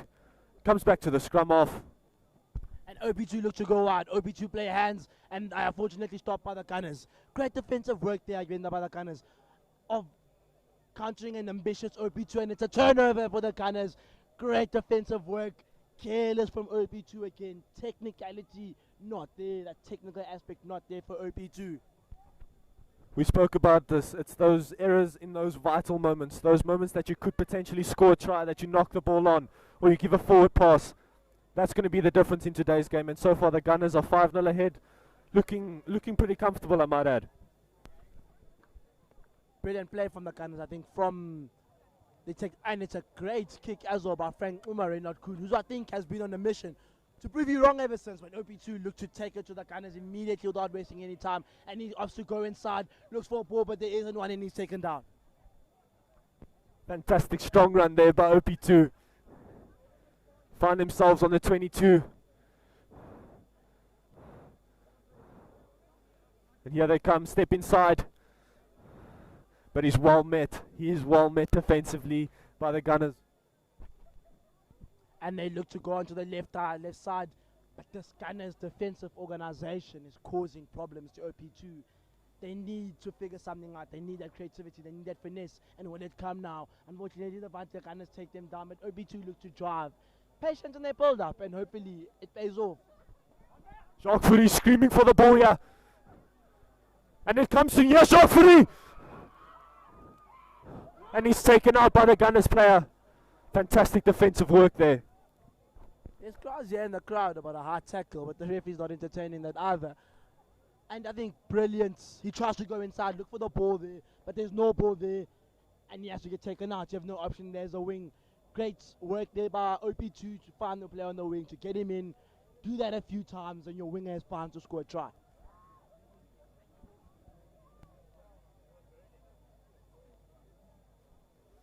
Looks to be like a Gunners ball.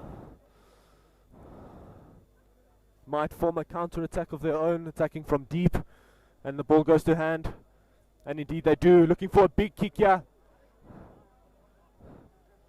Oh, yet again, the Gunners are led off. It's just not there. Something is not working there with the Gunners. And OP2, the Gunners players urging their crowd on. They need that support in these dying moments of the game. A mistake like that just releases all the pressure from the Gunners. And it gives them yet again another scrum just short of the 10-meter line. And the ball goes in. A wayward pass. Fantastic work there. He's definitely proving me wrong, I would say. Salvo in college products. Great young man there. Exciting prospects. And that's why this league is there, for prospects like that. And the Gunners look to get out of their own territory, but OPC refusing. Reynolds, we've witnessed a brilliant defensive battle here. And he steps him inside. Unfortunately, he's caught by the inside center. Great little step there, though, giving the OPG that momentum that they need. Fantastic work there by Gengen. Here they come. Big hit in the midfield. Fantastic work there by OP2 at the breakdown. But it's the Gunners' ball, and a penalty is called in favor of the Gunners. Again, Reynolds, again and again, we see the Gunners' defensive organization proving to be the pivotal point. The Gunners win this game, they win it because they were defensively organized better than OP2. OP2 need to switch on in a clinical moment. They need to switch on when it matters, and they haven't done so already so far in the game, and that's why they're 5-0 behind. Professional performance thus far by the Gunners, defending when they need to defend and attacking when they need to attack. They know when to spot in a gap in the defense, and they'll just wait. They'll wait and wait and wait for that perfect opportunity, and they find themselves with a line out on the 10-meter line in OP2's half. Dian Kutia will look for redemption from the line out that he had close to his 22. The Gunners will look to bring the game now to OP2. Gunners will look to run at that OP2 defense. I think that defense has been tested so far in. So Gunners will be looking for a good line out. And it is indeed, he snatches at a good one. Messi, and it ends up with the Gunners. Again, Frank Uma getting there, doing the dirty work, getting down and getting the work done for his team. And there's a big sense of urgency now with this Gunners team. Players attempting to show their football skills there. But here come the Gunners yet again. A penalty called. Ill discipline from OP2, I have to say. Ill discipline. Not doing themselves any favour. Listen, if OP2 lose this game, the manager will know that it was because of the defensive not even the defense, because of the technical problems that went wrong. Those small things that they need to work on in training. And you know what, they're not. That is a difference between a team that goes out in the group and the team in a semi-final team. That's why they are in third place, and that's why they're looking to put pressure. Buccaneers are through here. A little grubber kick and chase. Buccaneers find themselves on OP2's 22. Oh. Looking to penetrate that defense. Looking to add to their lead. Referee, however, calls a stop to the game. Looks like an injury perhaps. Enthralling, fascinating game of rugby that we have here on a Monday night. Beautiful Monday night, temperature sitting at 30 degrees. And I think the game has been stopped for what is an injury. I think the player has been dealt with and the game can go forward. The ball is with Frank Uma, who gives a kick deep into OP2 territory, really putting the Gunners into a position to score a try and really put the game to an end. The Gunners will be looking to convert this attacking opportunity, doubling their lead and perhaps finally ending the OP2 fight, but we'll have to wait and see. Beautiful line out yet again, and a maul is formed. But they are held firm by OP2. OP2 not giving in just yet. The Gunners look to get onto the scoreboard by they're pushing at this OP2 defense. Who's gonna take it for the Gunners? Who's gonna be the hero? The ref has spotted an infringement, and it's a penalty again to the Gunners. OP2's defense holding strong despite constant pressure from the Gunners, but the Gunners will be looking to make use of this opportunity. Deep in OP2 territory, they need to get something there. And it's a Gunner scrum.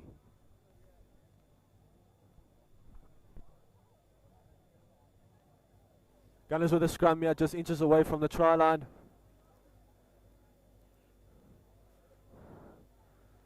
And the ball finally finds itself.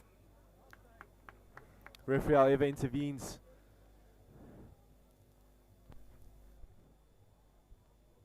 Carelessness there from the Gunners, who were supposed to be switched on at that moment. Just a lapse in concentration, and the ref has spotted an infringement. OP2 scrum. The Gunners just letting OPT off the hook there. Probably looking to clear with distance. No, they're attacking. Here they come. And the OP2 players get over. Probably looking to kick now. Oh. Immediately put under pressure. But the ball comes backwards and it finds itself in OP hands. OP looking to get out of their territory and cause problems to this Gunners defense. And they look to go hard. But they are stopped by the Gunners on the far side of the pitch. OP2 have adopted quite an unorthodox approach to this game. They don't really kick the ball out, but they rather want to drive it out themselves. Very, very unorthodox. Is it working? Probably not. Something needs to change. But I tell you what, I think they'll stick to their game plan. I mean, you just saw there that they went from defense to attack with rapid speed, very quickly. Could have easily caught the Gunners off guard, but not quite meant to be. The Gunners are firm. They are defensively sound thus far, and they'll be hoping to add to their lead. Another line out here. Look, if OP2 get onto the scoreboard, the only way I foresee it is through a counter-attack. They are blistering on their counter-attack, and they will break your players down. So the Gunners' defense needs to be really sharp, especially in the dying moments of the game. The ball here with the Gunners who look to drive at OP2, but they are stopped. Right now, the defensive acumen of these teams is phenomenal. Looks to be an OPT turnover, yeah, and it is. They find themselves on the halfway line looking to attack. Good pass here, looking to pass. And he's got the gap! He's got the gap and he keeps on going! He managed to stay on his feet, but eventually got taken down. Referee intervenes. And it's a quick tap and go! Calls for offside, and the referee has spotted it, and he just puts the ball back for an OP2 ball. OP2 looking hungry. OP2 looking hungry, looking like they want to get onto the scoreboard. They need something and they need it quickly. OP2 look to go on the left with hands. Skillful young lad that is. Skillful, quick. They go wide. OP2 going wide. OP2 running at the Gunners defense. OP2 finding themselves against the left touch line, looking to come back infield. And they do. It's a big hit on the 22-meter line. Looking for quick ball. Player doesn't want to move, however. Oh, it's a big hit. Buccaneers, the Gunners really holding on here. Advantage OP2. Listen, this Gunners defense is being tested now in this game like it's never been tested before. Deep into their territory, and they need to respond if they want to keep the position that they have. OP2 are hungry. They don't have a point on the scoreboard. They need this more than the Gunners do. They have a line out deep in Gunners territory. Let's see if they can do anything with it. Like you said, time is ticking. If they want to score a try, now is in fact that time. Referee calls for a new ball. And finally gives us a break. It's been exhilarating, it's been fast-paced, and it's been such an honor to be a part of. Again, thank you to everyone that's watching this live stream, people that are commenting in the comment section. Really, we do see the comments, and it does go a long way. And especially, I think, for young commentators like us, it really means a lot. We see the messages, so a massive shout-out to all of you.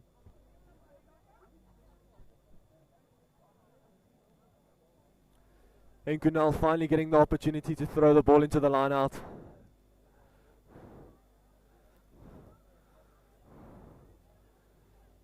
And it goes to the center, first from a gunner's hand.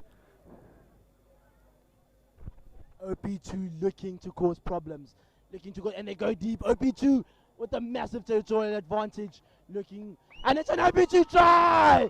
OP2 get back onto the scoreboard, and the score is 5-5. Massive, massive, massive try for OP2. I think they definitely needed that try, and it puts them a long way in their group now. They're a point in the group with some time to go in the game. Gunners are worried. Listen, that was a fantastic try. Physical, mental. These players just do not want to give up. OP2 does not want to give up, and it takes the score to 5-all. The ending of this game is all the people here in attendance are at the edge of their seats. I can tell you that for sure. Listen, I saw this OP2 crowd left up as soon as that try was scored. That's what they needed, and the team delivered. Gunners getting us underway here. And they go deep. But here come OP2 again. And it's a big hit on the 22-meter line. OP2 really looking strong here. And it's a beautiful pass. And a chip and chase. Looking to put the fullback under pressure. Gunners looking to respond. The great stop from Frank Uma. Frank Uma with the run. Uma doesn't get there. Frank Uma from the Gunners. Uma does it for the Gunners in great style. Goes defensively with a great kick. Matches it. Meets the run. Frank Uma. What a fabulous try. I take back everything I said about him before this. I've never seen anything like that in res rugby. What a fantastic try. Mesmerizing. You can see the crowd is on their feet. Listen, it's the drive, it's the ambition. He does not stop Reynard. He puts that ball into the territory, and he goes, and it pays off. That is Frank O'Neill from Selborne College, 20-year-old. And that's what he's done. My friend, he's proved you wrong. He's had an enthralling game. Man of the match, in my opinion. I've never been more happy to be wrong, I must be honest with you. Fantastic response by the Gunners here. Not much time left here for OP2 though. They go deep from the kickoff, and it's another handling error. It goes backwards. A foul has been spotted by the ref, and it's penalty Gunners. Listen, OP2 made the call, and the Gunners responded.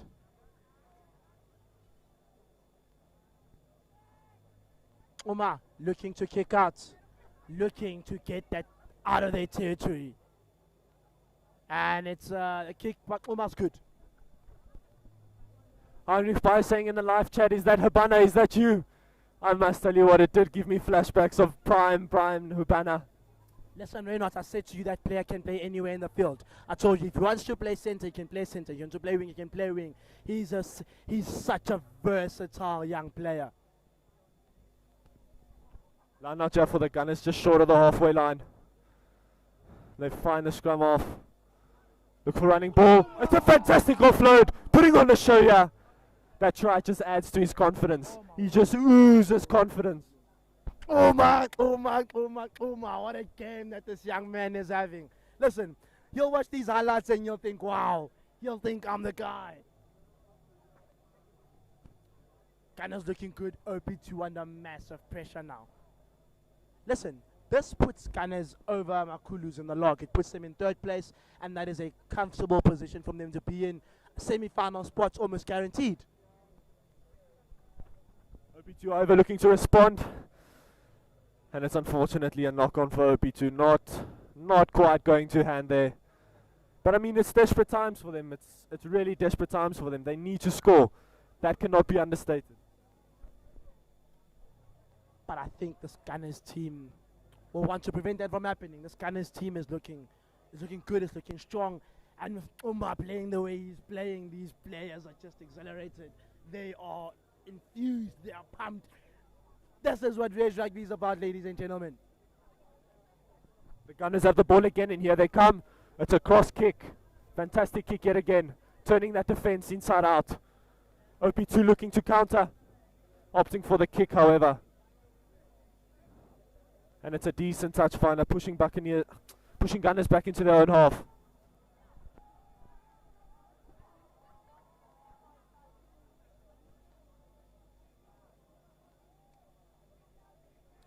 It's an OP2 line-out, as what it looks like. And listen, Reynolds, this line-out is very important right now. They've been able to push them back, and now this is where you take that chance.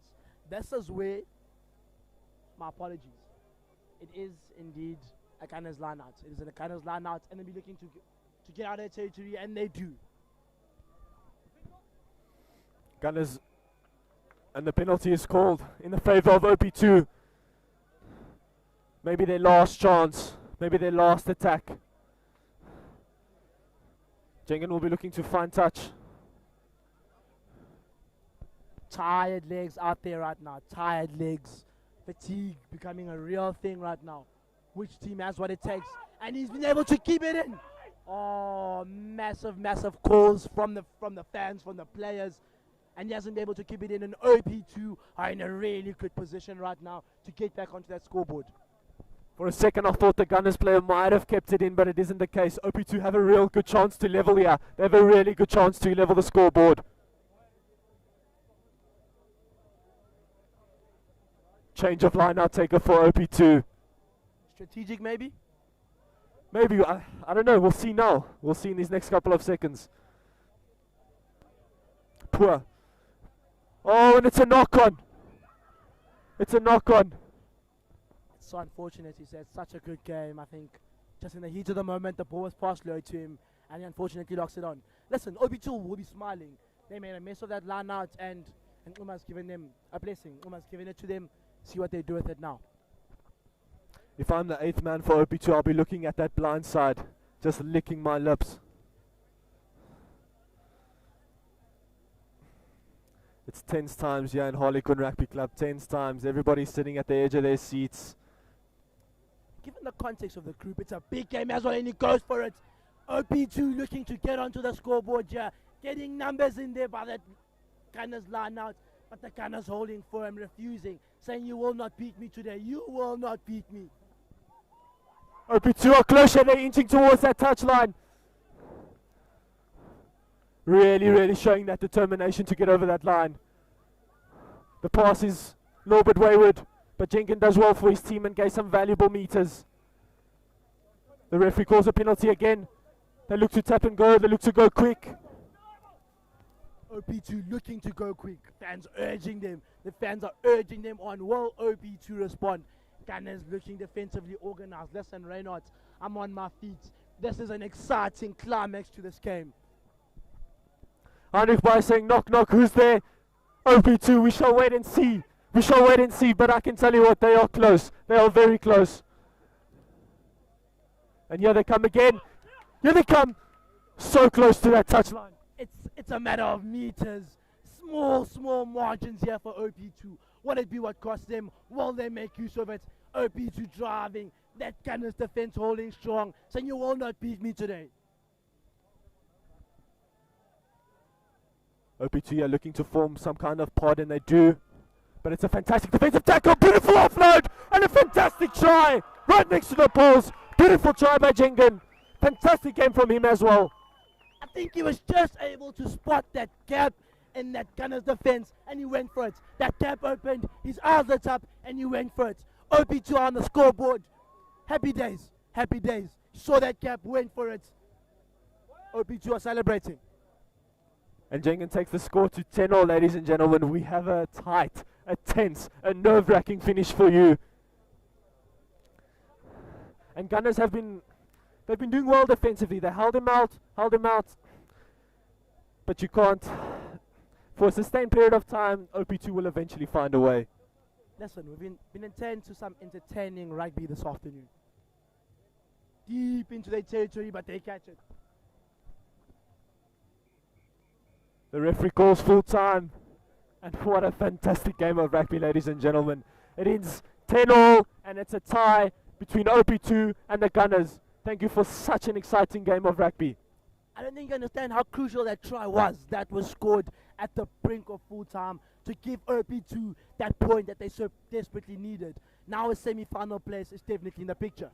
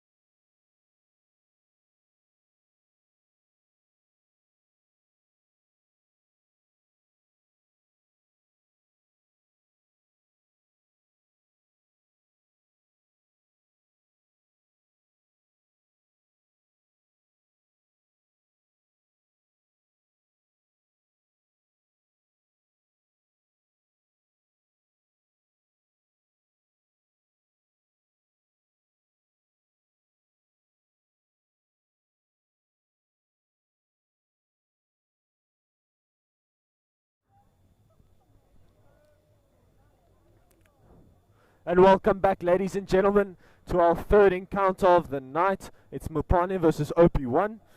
Our next game is a top of the table clash where Mopanie will be looking to get a victory over first place OP1. For me personally, I view this game as the game of the night, the fight of the night. Tando. Listen, they'll be looking to make a statement. A tale of two cities. It's written in the stars, and it's going to be a game of enthralling rugby. Looking at the Mopanie lineup, there's some great talent in this team, and they kick us off here at the Harlequins Rugby Stadium. Mopanie finding themselves in OP1 territory. OP1 going wide. Found themselves against the touchline, going back in field. Listen, OP1 haven't lost a game in this division, Reynard. So, going into this game, they are the favourites. You think OP1 will, but whenever you play, when first and second place is always a derby. It's always an enthralling game. You know, it could go both ways. It all depends on what happens in the upcoming 40 minutes. I can tell you what, it's very exciting stuff, and the crowd is definitely getting bigger and bigger and bigger. Yeah, ladies and gentlemen, the atmosphere is really building up, rising to fever pitch. OP1 have a line out here on the halfway line, looking to start off the game on a positive note. Really leave their mark on their game. Let the opposition know that they are there. Listen, both these sides had very good victories last week. Mopanie winning in the derby against Cowboys, and OP1 winning as well. So this is a game of, it's the best two teams in the division. It's bragging rights. It's bragging rights. We can't say it's the crux yet. It's bragging rights. Who gets the bragging rights? Who gets to say I top the group? Because the rugby that these two brands of team play is such so precise, so accurate. It's physical, it's heavy metal, it's fast paced, and that's how we love it. That's how we love it. Here comes OP1. Offside call by the crowd. Game goes on. Here comes OP1 on the 10-meter line. OP1 keeping steady possession of the ball, and I like that from them. That's what they do too as a side. That's what they do. They keep possession, and then they'll find that break and take it like that. And that's how they play. That's how they break down opposition. Keep it, and when that window of opportunity opens, you take it. OP2 really utilizing the width of the pitch here. Going back infield to the 8th man. Mopanie looking to steal the ball. It comes to the OP1 scrum off. Big hit in the midfield. Mopanie responding in a great defensive way. I don't think they've allowed them to get anywhere far. They 40-meter line, no, they 22-meter line. So Mopanie responding in a great way, I think. And I think that will pay dividends in the end. That's what Mopanie gives you as well. They'll wait, and then they will come for you. So they've held them well. So Reynolds, our shivers. Well said. Referee calling them back, calling a penalty in favor of OP1. We'll probably look for touch, gain some valuable territory, and get on the scoreboard early. You must look to get that ball deep into Mopanie territory, because that's how you're going to end up breaking Mopanie. I think we saw it when they played with Cowboys last week. You get into their territory and you put them under pressure, and that's what OP1 must aim to do today.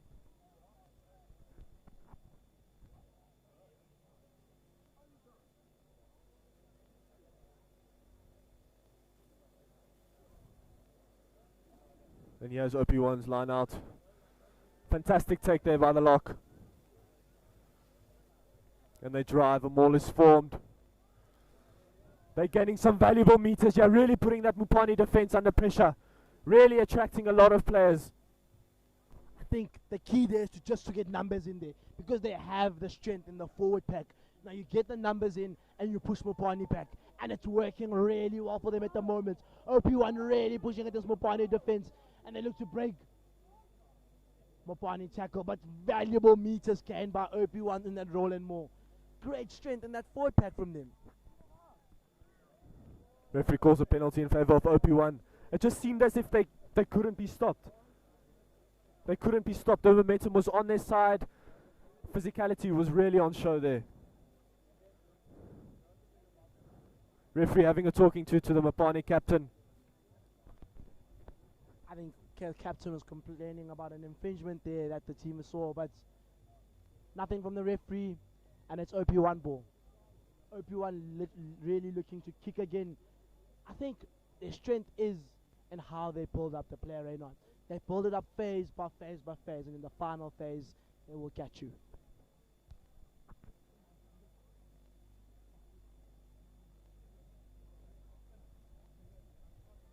OP1 have a really good opportunity here with the line out. They look to form their mauls efficiently and easily. They do it pretty well and they gain those meters very fast. And here they come. It's a fantastic line out. The referee has spotted an infringement and he calls an OP foul again. Listen, fine margins. Fine margins between a try now and Mopanie keeping them out. Who will be victorious at the end? They look to go quick and OP look to drive at Mopanie. They look to drive at Mopanie. Hands being shown. OP really looking to get their first try here. Looking to get onto the try board, onto the scoreboard. And here comes OP2. Looking to spread the ball. He has a long pass. And it's a fantastic tackle. Fantastic tackle, their last ditch tackle.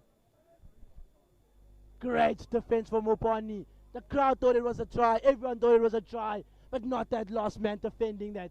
Great tackle. OP looked to get onto the scoreboard. Patiently, but not too much. Patiently building their play up. And finally it will pay off.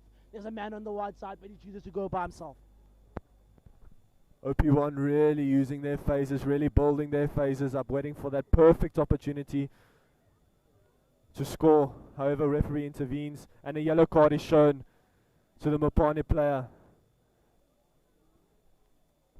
I think up to this point, Mopanie have just been absorbing pressure, not really asserting their dominance in the game and letting OP1 really dictate the tempo of the game. And I think as a Mopanie side, especially with a man down now, something needs to change.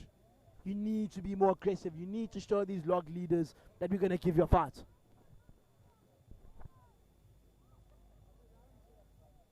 OP1 are really showing why they are first place on the log, ladies and gentlemen. They are really putting it on Mopanie here. But all that doesn't count if they don't score. The score is still 0-0. A delay here in the play a bit, some deliberation between the refs and the players, but it is an OP line-out, and they've showed us really in their line-outs that it's so organized. All of their line-outs have been clean, great tactics being employed here by OP1, but I really need, and we need Mopanie to get onto the ball more.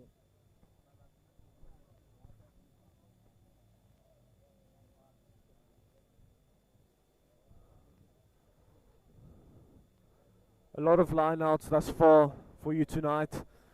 Not really a lot of teams that have capitalized on that attacking line-out, that 5-meter line-out away from the try line. Not a lot of teams have used their physical strength, used maybe a creative strategy or something like that to break through the defense. But I think right now that just speaks to the testament of the defense that we're witnessing here tonight. That's all defenses have been on top of their game.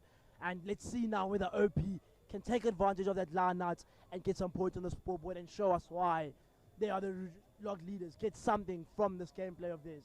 There's a bit of a fumble there, but he catches it. Oh, and it's a great tackle from the Mopanie boy. Fantastic defensive tackle there from Mopanie. OP1 really looked like they were in there. Mopanie comes, manages to clear the ball out, giving them some breathing space. Quick from Mopanie. I think that's what they needed. I think they were under a lot of pressure at that point, and the kick there is what did it for them.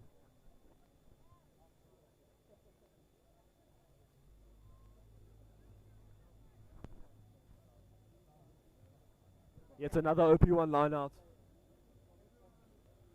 Doesn't quite go to hand, but it goes to the tail of the line out. OP1 players getting over the ball, looking for a blindside option, but it wasn't quite there for the scrum off. Go back in field, beautiful offload. OP1 I've been taken a few meters back, but still they are persistent in their approach, refusing to give up and really testing this Mopanie defense. I think what you see on this side is a sense of camaraderie, a sense of team brotherhood. Here comes OP1 yet again. Loose ball there. And OP1 take advantage of that. Good pass out wide. OP1 looking to form that attack slowly. Beautiful fast ball here. Beautiful offload, fantastic offload. Pops back inside.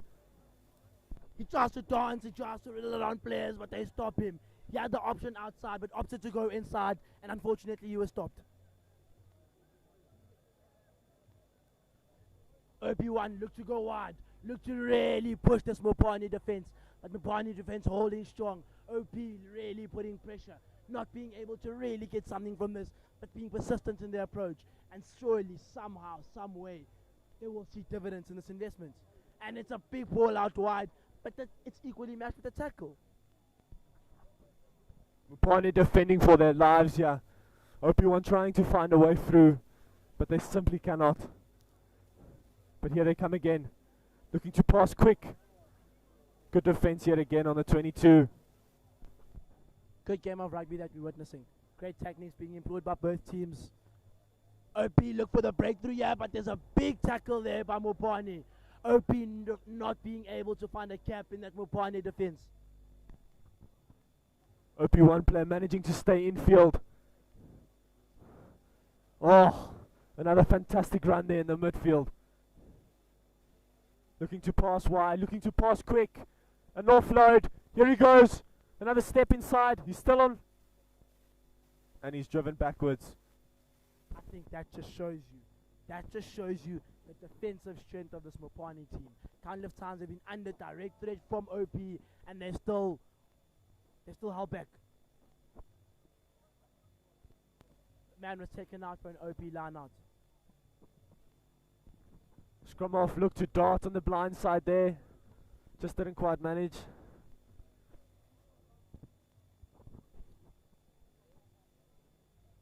Their strength has been in their lineouts so far, right? Not their lineouts have been. We've seen it time and time again how structured these OP lineouts are, but they need to get something from them. You've had 3 lineouts at that point in the game. You need to get something from them. This lineout though will be a Mopanie lineout, and will be looking to get out of their territory, maybe to push the play and try to test OP a bit in the game. I don't think they've tested them much. They need to test OP in this game. We have seen too often tonight that the defending team, the team under pressure, manages to escape and scores a try of their own. Will it be the same for Mopanie? Let's wait and see. But here comes OP1 in the meantime. Manages to get the ball out wide. Step back inside. And there they go. They've got numbers on the outside. He's got a clear run on the try. He's in. He's in. And it's a beautiful, beautiful try. And they have finally scored. And I think you see how that patience in the build-up always pays off. OP were patient in that build-up. They got men out wide, played it to the men out wide, and that's what your winger gets you. That's what your winger is supposed to do for you. Put your winger wide, and you'll put you on the dry line like that. 5-0 OP.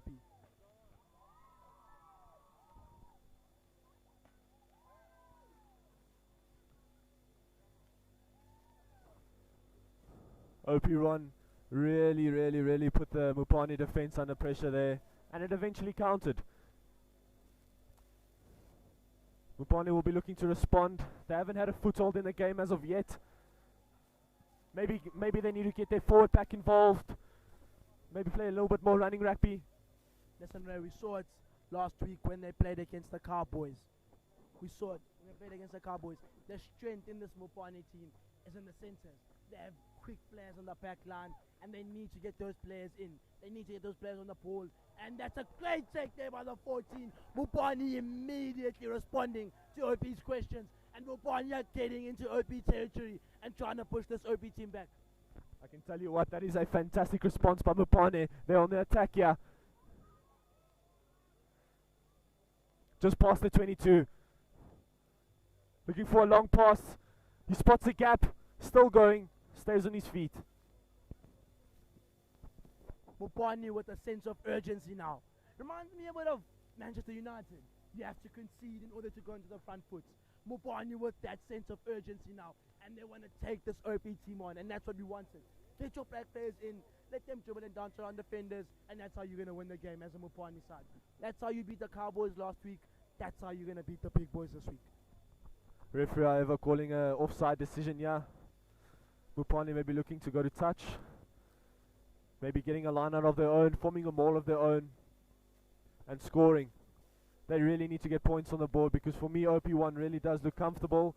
But who knows? If you're in your own half and you have to defend a physical pack, anything can happen. Mopanie have found themselves now deep in OP territory, and that is how they're going to score. That is how Mopanie are going to score. I think OP have looked comfortable right now, but on Derby Day, anything can happen on Derby Day. Anything happens on a big day, a top 2 tussle. I'm very interested to see how Mopanie do with this.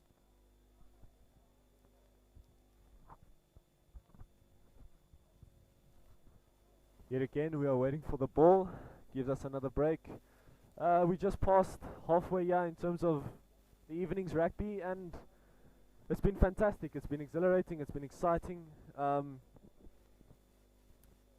don't know what else to say, Tondo. Listen, we also appreciate all the love that's coming through from the various supporters. Please keep it up. We see the comments.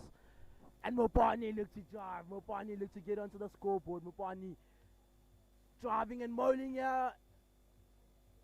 Mopanie going at this OP defense. Mopanie looking to score here.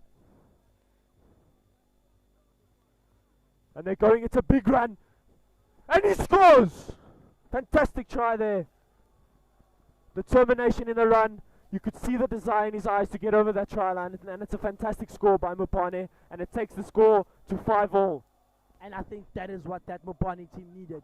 They needed that quick response in order for them to be able to get something in this OP game. And now it's fair play. Now it's 5-5. The better team is going to win. And I think the crowd as well needed that. The Mopanie could sense the urgency in the crowd. And there you go. 5-5. Great patience in the build-up. Paid off in the end. Great game of rugby that we're witnessing.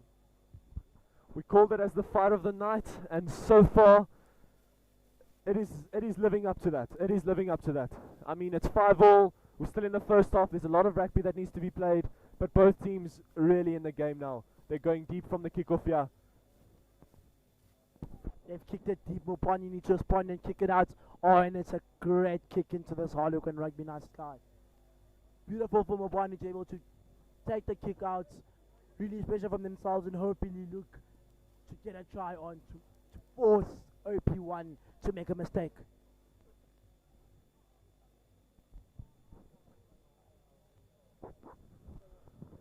OP1 with a line out gel on the 10-meter line.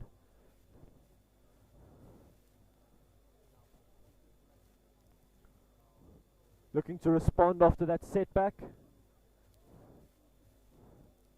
Look to go to the tail. And it comes to the scrum off. Good fast ball here. But OP1, he spots a gap and he's through! He's through! He's through! He's looking to go on his own! He's going on his own! Beautiful offload! What a try! It's try time! And OP1 are on the scoreboard once again. Right now, you compare this game to a fight. And these teams are exchanging blow for each other. OP1 on the scoreboard once again. And we're watching an exhilarating game of rugby.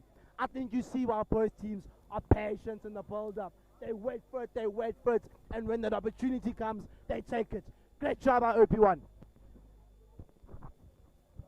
That just got everyone off their seats. It was... Oh, the referee looks to have cancelled the try yet again. The crowd seem to be very, very, very upset. And mind you, I am as well. Listen, there's a sense of disappointment among that OP team, but they won't mind. They're a strong team, they'll be able to do it again. And Mopanie are able to clear the ball high into the sky, and they've gained a territorial win. I think great defensive work from Mopanie, forcing OP to make a mistake, and that's why they were able to escape that dangerous situation. They persisted and they forced OP to make a mistake, and the score remains 5-5. It has to be said that Mopanie did get a little bit lucky there, but the score remains 5-5. They're still in the game, still have a chance to dethrone OP1. Ladies and gentlemen, the atmosphere here at the Stellar Stadium is exhilarating. You can feel the tension in the crowd.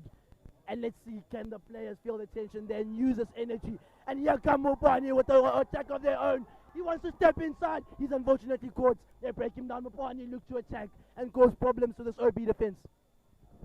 Mopanie looking really good, flat pass going out wide. It's end-to-end stuff here. Exciting rugby for all the viewers at home and the audience here in attendance. Mopanie looking to push back. I think that might have woken them up. That try there made them realize again, and it's a penalty to Mopanie. Great turnaround by Mopanie after that near penalty, after that near try. I think great defensive awareness, and they've been able to push OP1 back, and they are back in OP territory, looking to get onto the scoreboard again. Reynolds. Mopanie have yet another opportunity here. A line out on the 22. A good chance to attack. A good chance to get ahead of their opponents. No, listen. Mopanie have been playing very well.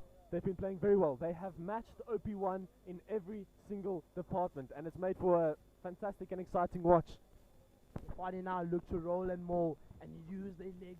Get your forwards in to push that OP defense back, and they've been able to do it. They are pushing OP back.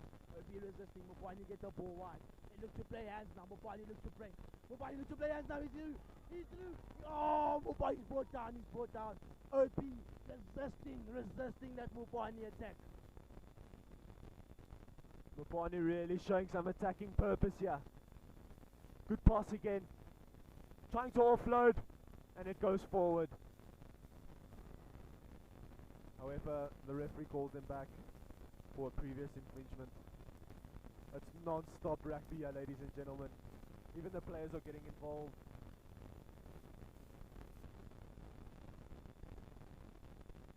Tensions, I think, are high. Naturally, tensions war by. It's a tale of two cities. They're not good. It's a tale of two cities. We are watching. I think quality of rugby just shows you why these two sides are top of their table. Why they are the top two teams in their division, and it's clear. Just the quality of rugby this evening has been phenomenal. The referee calls a high tackle there. Mopanie look to tap and go. That's what we want to see. Big run there and a big hit. Mopanie going back in field. Step inside. Mopanie looking to really play hands up. Going forward. Mopanie with the step of play. Now with the attack. Available for the step inside again.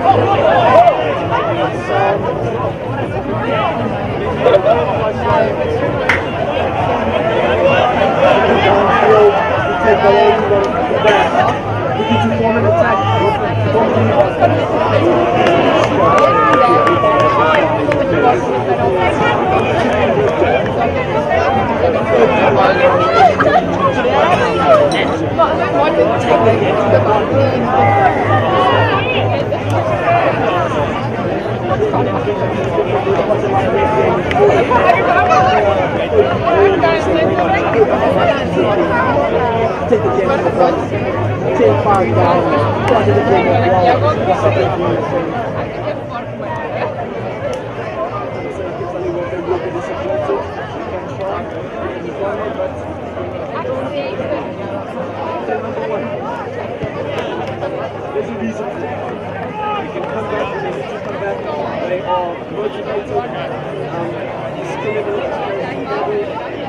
I believe that they eventually show why I'm more of a I think one company did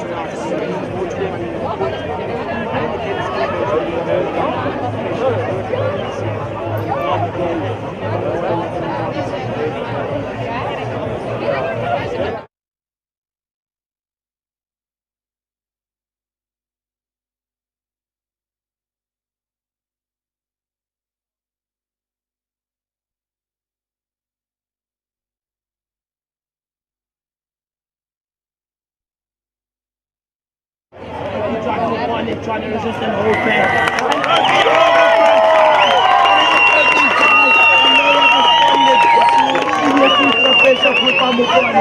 Great pressure from the ball up, face up in the end, and Mopanie are equally level. Number one team always shows what they are number one. They will not bow down to second place Mopanie.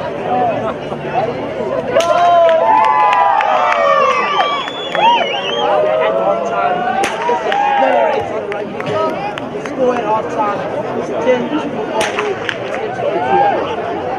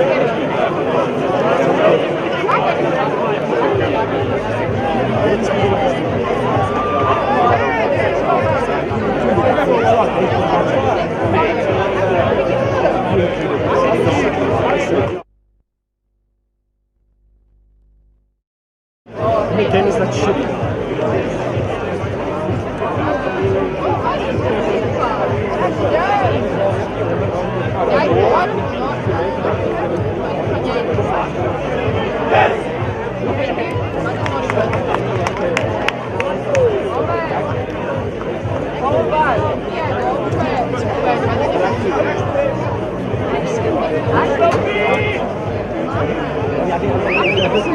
challenge.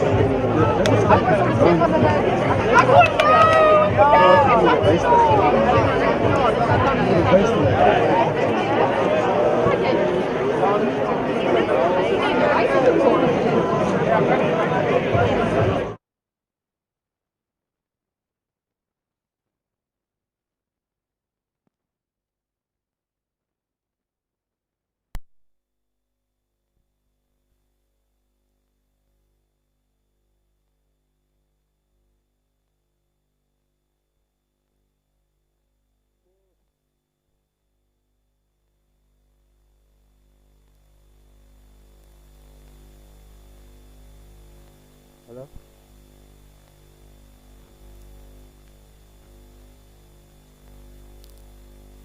Second half is about to start.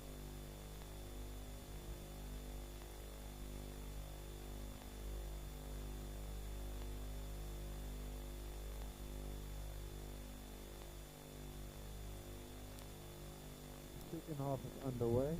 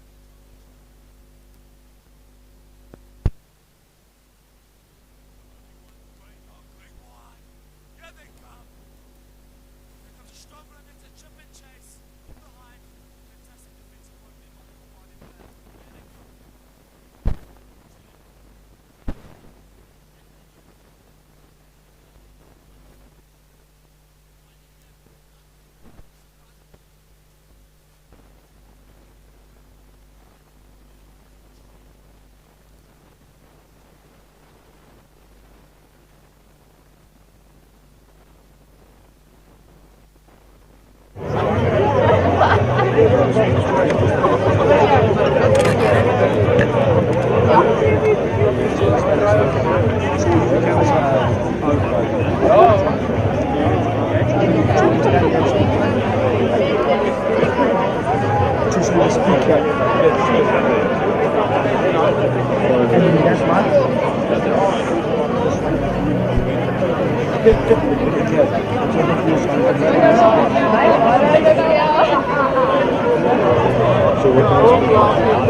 Anyway, literally anyway.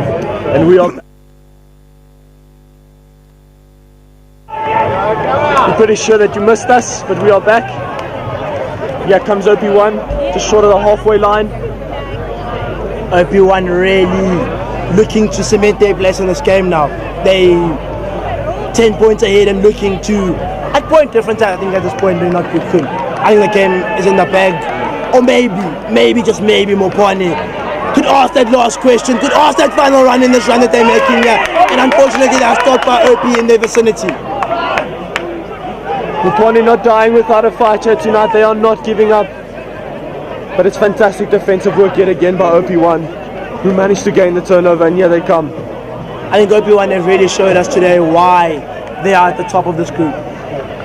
Why are OP1 at the top of this group? That's what they are showing us in this game.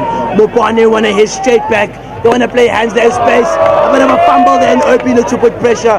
No infringement, says the referee. Ball didn't quite go to hand there for the Mopanie players, but that doesn't matter. They keep on going. And here comes Mopanie. It goes to the flanker, steps inside, evades one tackle. And OP stopped him in his vicinity. Mopanie looking for that one try that will give them that hope, that will give them that spirit to fight back. OP1 though not giving them an inch, turning it over whenever they have the chance to, and here they come. Getting over the ball. Here comes OP1. Spinning it wide again. To play the ball wide again. And here they come. It's a beautiful pass inside. Probably not the wisest of options there from the OP1 player. I mean, he had his teammates alongside him, could have played him in, and they would have scored a guaranteed try. Just hesitates for a second, and he's taken down. Great defensive awareness from Mopanie. The question is, will OP1 live to regret that? But I highly doubt. Maybe in 2010, we are live from Harlequins Driedruk Club. It's exciting times, ladies and gentlemen. It's exciting times. Our next game should also be a cracker. The Cowboys taking on the Harlequins in a must-win game. This group really shaping up in these final few games. Mopanie here with their own scrum on the 10-meter line.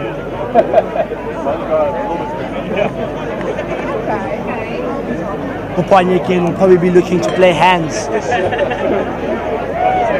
And here they come. Looking to play the ball quick. It's another kick and chase. Looking to put that defense under pressure.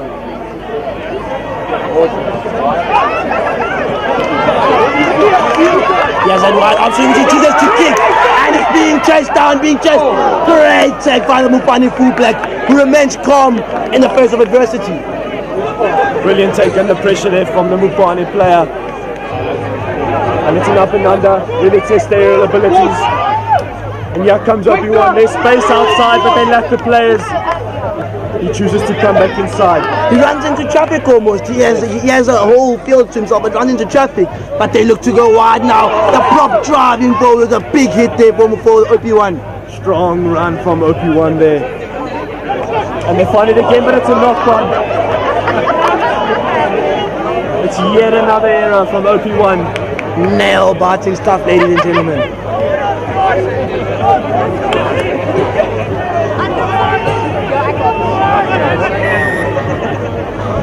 Ref is calling infringements and calls a ball back for Mopanie ball. Ref indicates a high tackle.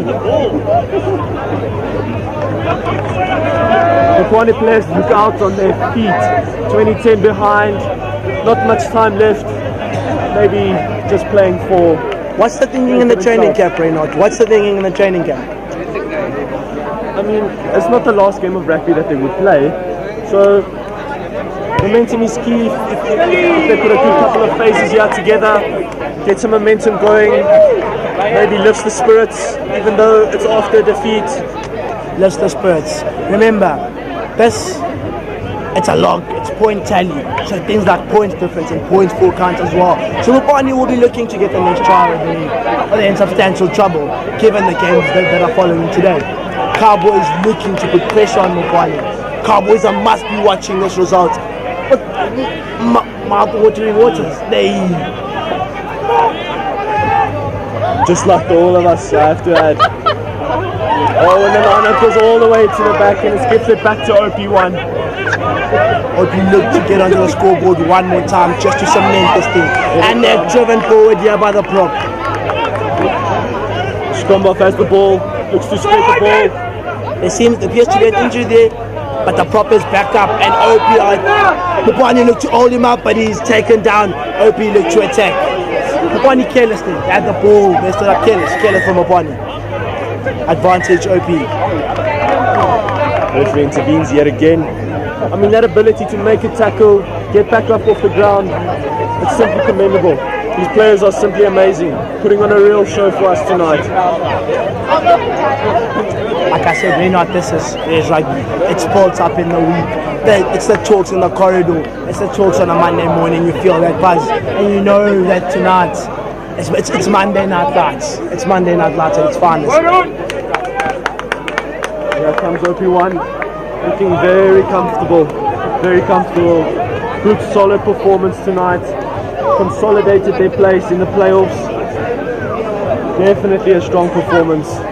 Maybe looking to add to their total. Strong favourites to win the first team league after such a performance. They undefeated, might I say. OP1 have won every single one of their games in this campaign. 4 out of 4 victories. Strong favourites to take it home. And you can see why. And they look to drive again. Here come OP1. And they over. Takes the score. 25-10. And that just shows you the class of this OP1 side. It shows you the determination of these players. They will, they drive. This is what OP1's about. And other teams must be looking at this team with big eyes, because this is who you try to beat. This is the team to beat. This is Tyson Fury.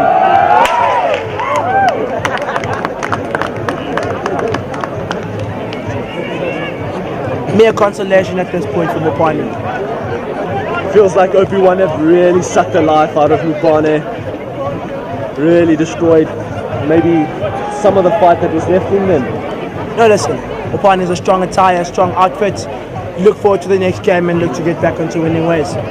Just came up short tonight in those crucial moments, those vital moments. Didn't make that pass, didn't make that tackle. Maybe should have done this, should have done that. They did give us an enthralling first half, where they really started off behind, came back, but OP1 just showed their class and why they are at the top of this table. Yeah, I mean, in order to put up a good game, you have to have a decent or good enough dance partner, and I'll tell you what, Mopanie have put up a fantastic fight there tonight.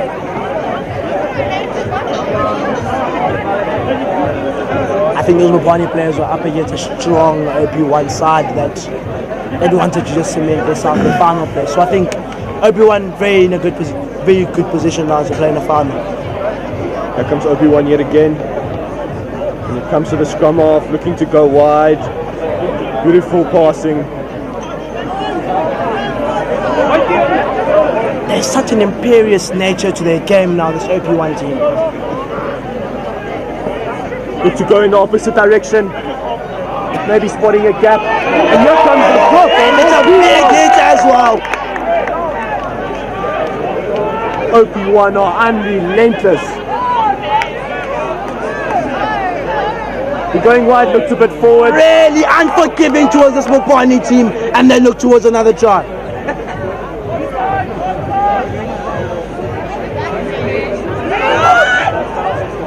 OP1 inching closer and closer.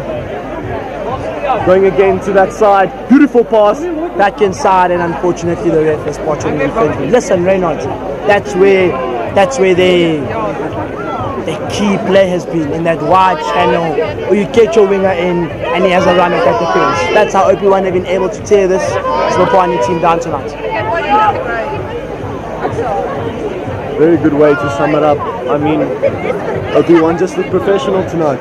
Just They got you and got the job done. referee over calls for the medics. Gives us and the players a breather. Really looking forward to tonight's final game.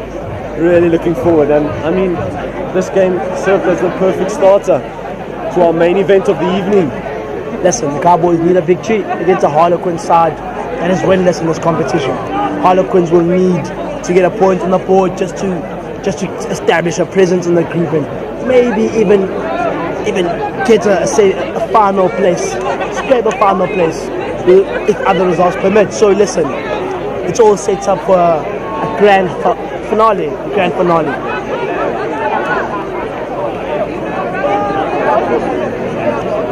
Barney looks to ring the changes just before full time, giving some players a go. You can see the Cowboys warming up in the background there. Proud kids. Proud. And it's a Mopanie line out here who look to get out of their territory. Listen, at this point it's a thing of point difference. At this point, we care about the point difference because that is how a team like Cowboys gets into a final with that point difference. Mopanie looks to clear. And it's just down over the dead ball line. They just don't score.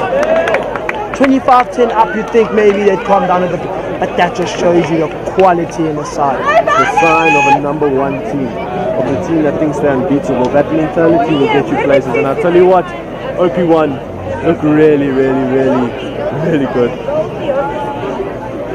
We thought they were under a bit of pressure when Mopanie came back, but they showed us that quality will always prevail.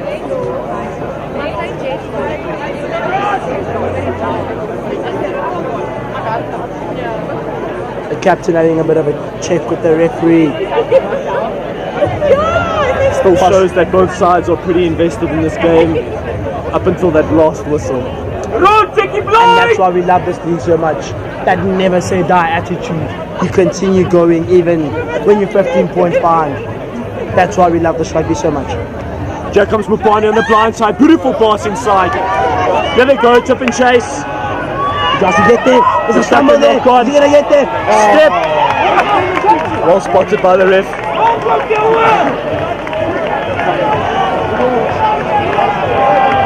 Mopanie winger looks to be hurt from that.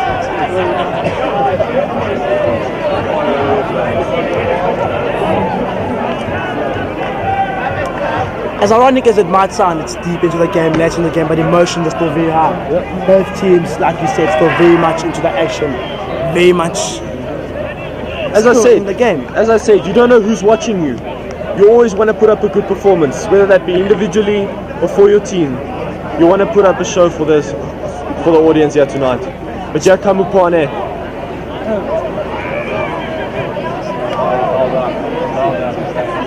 Mopanie looking to get numbers in there, to try to push off. And it's a penalty to OP1. Seems like the final nail in the coffin for Mopanie. Valiant, brave performance by the boys. Absolutely. Great performance. They came up here knowing what they came up against. They knew that it was never going to be an easy game. And let me be honest with you, they took this game to this OP1 side, and all credit to them. I think at full time, massive respect between the two sides, and yeah. Probably our last scrum of the game. It's OP1 ball, and here they come. The 8-man takes it, pops it, hand off, beautiful run, just over the halfway line. He picks and goes, but he's taken by the Mopanie players who don't want another point at this time in the game. He puts it outside. He makes the kick. Great clearance there. Beautiful sweeping work done there by the Mopanie fly off. Straight back into Mopanie territory, and it's going to be chased by the winger. The winger of OP1 is going for it. He's going for it. Does it reach there? Just good enough. Good response from Mopanie. no other option but to kick. But here come OP1 again. OP are just relentless in their approach, refusing to just fizzle out and let this victory take the victory as it stands. They want more, and that's why they're such a good side. OP1 going out wider yet again. Pop on the outside, doesn't quite work. And that's why they're such a good side. They just don't stop. They go for it and they go for it. Looks like it was a Mopanie knock on, whether that was on purpose or not. Doesn't really matter at this point. All that I can say is it's been a fantastic game of rugby. With OP1 still looking to get points onto the scoreboard. They have a line out here in reasonably good, in a good position.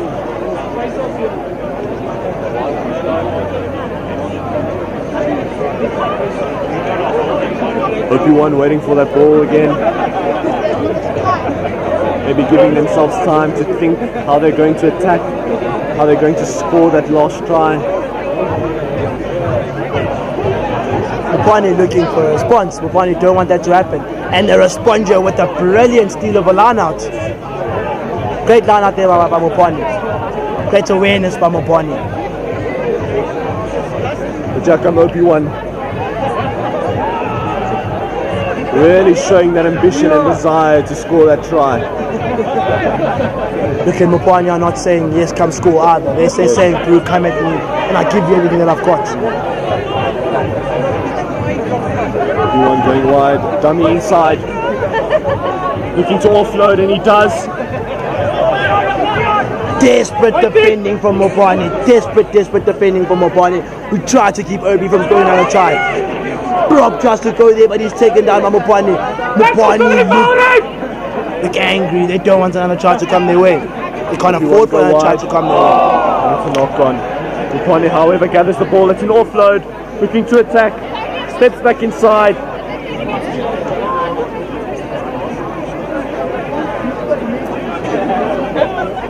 Mopanie not going for the kicking option, surprisingly, looking to break down this OP defense phase by phase. Yet another knock on. And the referee calls an end to the game. What a fabulous game of rugby, ladies and gentlemen. And the OP1 are victors, 25-10. They remain unbeaten in this Harlequins Wednesday Rugby League with 4 wins out of 4. Great position going into the last few games of the tournament. Reynolds. Join us for the final game of the night. It's the Cowboys taking on the home side, Harlequins. Please tune in for that one. Thank you.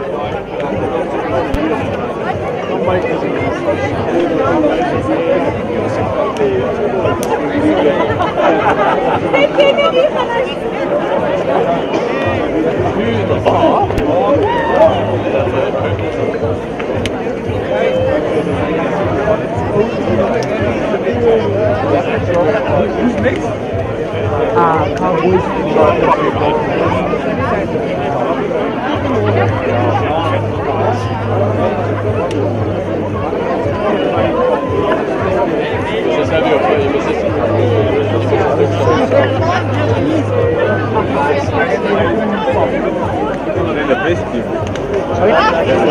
No. These were the 2 best teams. Best teams third.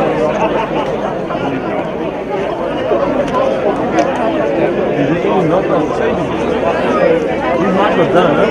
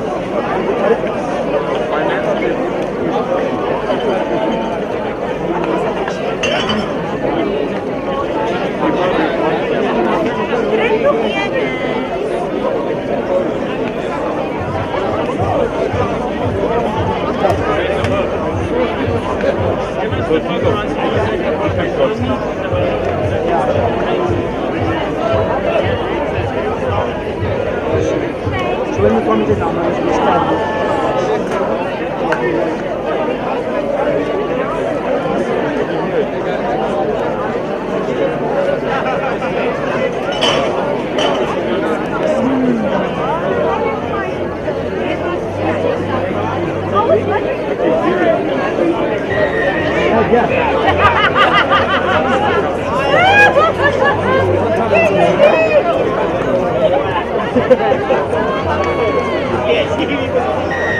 And introducing our final game of the night, it's the Cowboys taking on the Harlequins. Just to repeat, we are live from Harlequins Rugby Club. Cowboys are currently occupying 3rd place, while Harlequins are still winless in 4th. Tando. Listen, the Cowboys would have looked at that Mopanie result with great anticipation. But there's a big run here, and it's unfortunately stopped in its tracks. But listen, Cowboys would have looked at that game with great anticipation. Mopanie dropped points. It's a massive opportunity now to penetrate on that gap.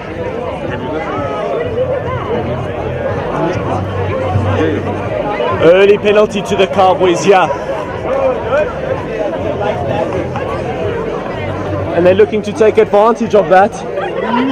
Maybe by a quick tap and go, going to the line.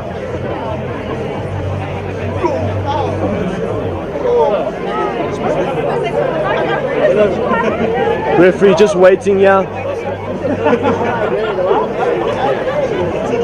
The Cowboys will be really eager to get a win under their belt tonight.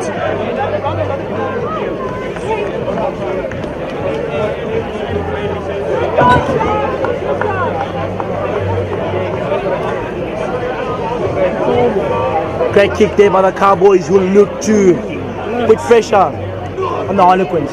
Get onto the scoreboard early on, and that should put them in a very good position. Listen, that Mopanie result must have made them very happy. So the Cowboys, there must be a great feeling in their camp right now.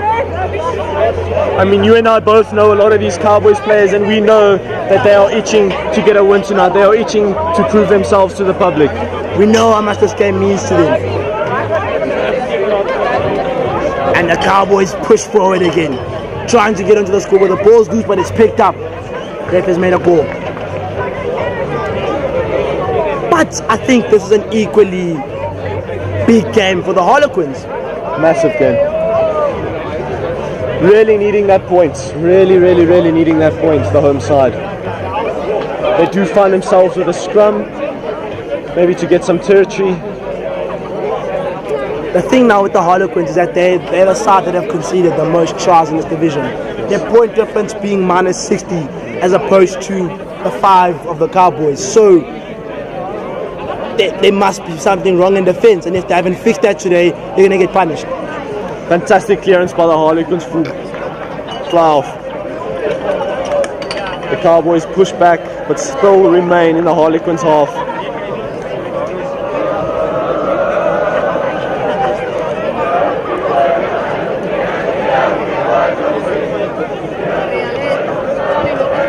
Chanting can be heard in the stadium. OP1 supporters and players buzzing after that victory. Massive victory, ain't not good? Is the league the same or is it a new one? Cowboys have a real line-out opportunity here. Just short of the 22, and they go short. It's a very good line-out, and they look to take it wide now. Cowboys with a break there. With a break, there's a man on his side, just has to go by himself. The ball is loose, but it's still in Cowboy territory. Ref has called an infringement. Great run there by the Cowboy players. Just knocking it on in that valuable and that crucial moment. Really costly error there. But the Cowboys look good. They look lively. Cowboys look like they're here to do business. Cowboys look like they're here to do business. Like I said to you, not watching Mopanie lose must have instilled something in that team. A different sense of excitement. Speaking about business, Tando, what are your opinions about the Scotland box game this weekend? I think the bigger side usually wins. As we saw in the OP1 game, the bigger side usually avails. I mean, it was another strong performance from the box. Men like Ebenezabeth, Mapimpi, just wow. Unbelievable players. I think the technical coaching team is absolutely brilliant, and it showcased itself this weekend. Referee intervenes yet again. Look, the Harlequins have not necessarily stepped back and let the Cowboys dictate terms. They've taken the game to the Cowboys and want to get something out of this group. And if I'm being honest, this is a must-win game for the Harlequins if they want to have any ambitions of achieving anything in this tournament. I mean, you're the home team. It's your home side advantage. People have come out to support the Harlequins specifically. So they'll be looking to play some good rugby for their fans here tonight. Harlequins players get over, but the Cowboys make it hard, disrupting that breakdown point. Cowboys really preventing the Harlequins from getting any territory, from penetrating with any gaps in the defense. So Cowboys structure looking very solid at the moment. Although Harlequins are pushing, they need something from this game. And if there's one game that they're going to get it from, it has to be this one. Cowboys look defensively sound, but the referee does signal that there is some type of infringement. And it's a penalty to the Harlequins. Harlequins player looks to go deep and does. Fantastic line-out opportunity. Yet again, line-outs have been the name of the game here tonight. Line-outs have been the name of the game. And I think now is where the Cowboys need to switch on. Now is where the Cowboys need to show that defensive acumen. Because if they don't do that, they're going to get punished now by the Harlequins.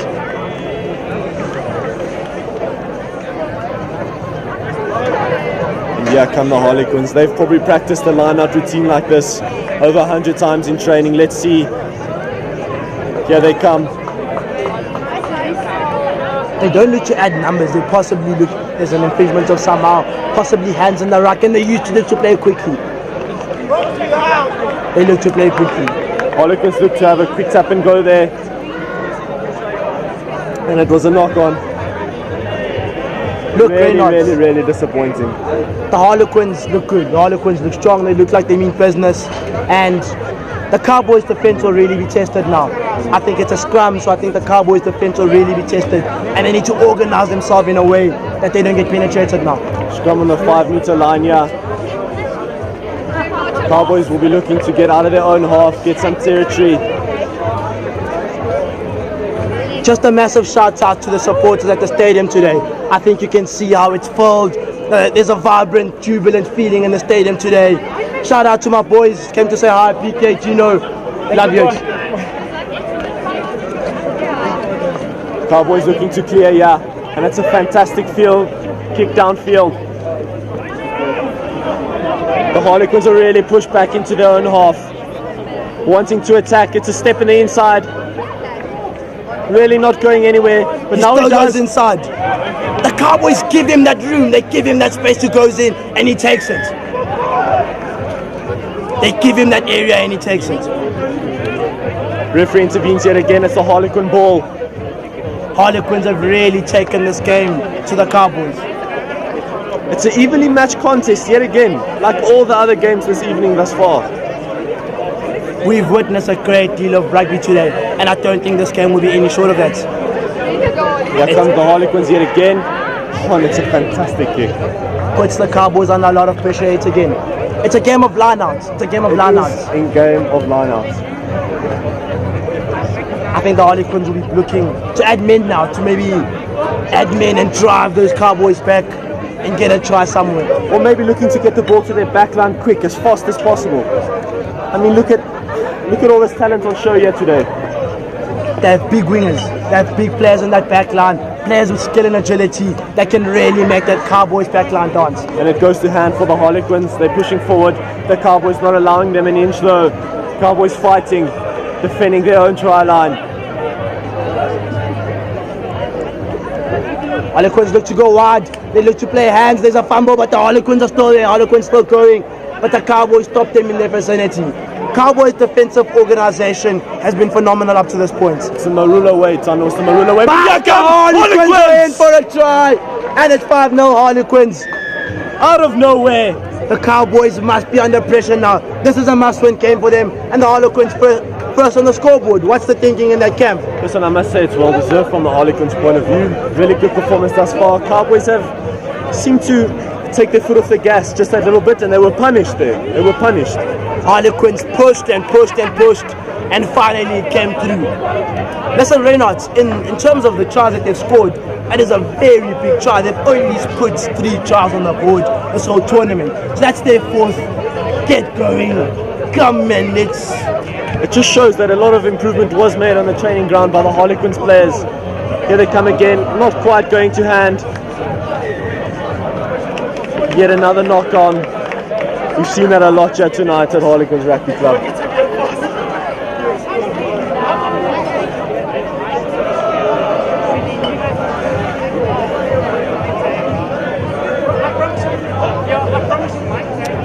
Just a reiteration of the rules. If you're just joining us now, each try that is scored counts 5 points. The scrums are uncontested, and there's no kicking for goals.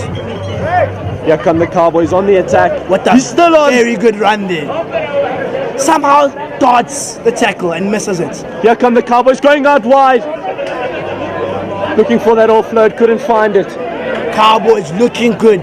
Cowboys looking dangerous. Looking to get that try inside. He goes forward. Cowboys looking to get that try. Is he down? Is it a try? Is he able to put the ball down? Looks like he's just short. Heroic defending from Harlequins. Desperate defending. Cowboys come again. That's a knock-on that the Cowboys can't afford to have at that point. The referee, I think, does call them back. It's still the Cowboys' ball. Listen, they'll be looking to respond. They'll be looking to respond from the get-go. And immediately. I think Vickers must be fuming on that sideline, demanding a response. Big shout out to Vickers actually for organising all the equipment for us tonight. And the commentary, massive shout out to him. Harlequins play out wide, looking to spread the ball. Toss back inside. The Harlequins are really playing some exciting rugby tonight. Exciting band of rugby, really breaking down that Cowboys defensive organizational structure. And what's nice about them is that the man will go in, he'll go out, and you beat it. But there's not really a easy or a calm flow to the game. I mean, the referee often has to intervene, whether that be a high tackle or a knock-on. Players are really feeling the pressure, I think. Absolutely. But it makes for a better watch as commentators and as the audience. Harlequins deep in Cowboy territory now. Another Harlequin try would mean trouble for the Cowboys. Cowboys need a response. Cowboys cannot concede now. Harlequins looking to get onto that board again. Harlequins finding themselves in familiar territory. Vickers rolling in the changes, Not happy, something needs to change. A change in character, a change in dynamic. Something needs to change for the Cowboys to get back into this game. Oh, and it's a beautiful move! And it's a beautiful try by the Harlequins, who are 5-0 up. We haven't seen that kind of line out yet tonight, and we've been calling for it. We've been calling for that creative gameplay, and there it is. What a fantastic try by Harlequins. They're really on their peak performance. Well worked try. Great work from the Harlequins. Great work at the breakdown. Great work to get back, play that ball, and that line out was phenomenal. That line out was beautiful. And that's from the training ground. It is. And the Cowboys find themselves 10-0 down, and it's all because of fantastic Harlequins play. Kick there from the flower is a bit skewed, and it's been turned over again. Cowboys want to have a run here. Oh, unfortunately the pass is low. But here come the Harlequins. Find themselves attached to the right-hand touchline. Looking to come back in field. Look, the Harlequins have had a very good game so far. They started with a drive to their game. They started with a sense of urgency. And they end up winning this game, and that will be because why? Cowboys, Vickers must be asking questions. I mean, there's still a lot of time left, but as we're calling it right now, Harlequins look very comfortable. They look like the much better rugby side. They know exactly what they're doing, and they're implementing their coach's game plan to perfection. I mean, we saw that line out that was literally from the training ground. So massive work there by the Harlequins.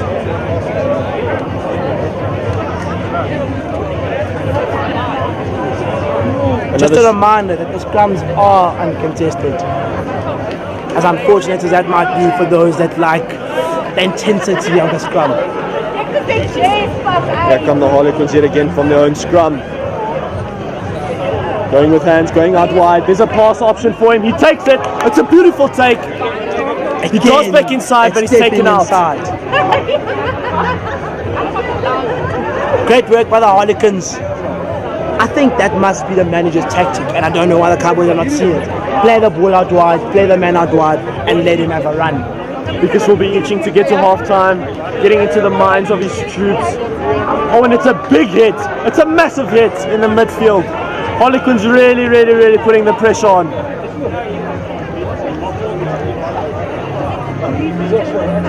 The Cowboys looking to break down this Harlequin defense, looking to get onto the scoreboard.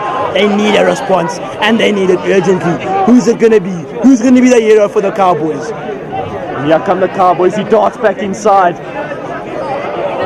And they get over. Cowboys looking to get some fast running ball. And they do. Here they come. And it's another fantastic defensive display from the Harlequins. Cowboys look, they don't have a sense of urgency. There's no purpose, and the players' stances. It's like when you're losing 15-0 at home. I don't know what's this. There needs to be a shift in mentality. Something needs to change. A captain needs to say something.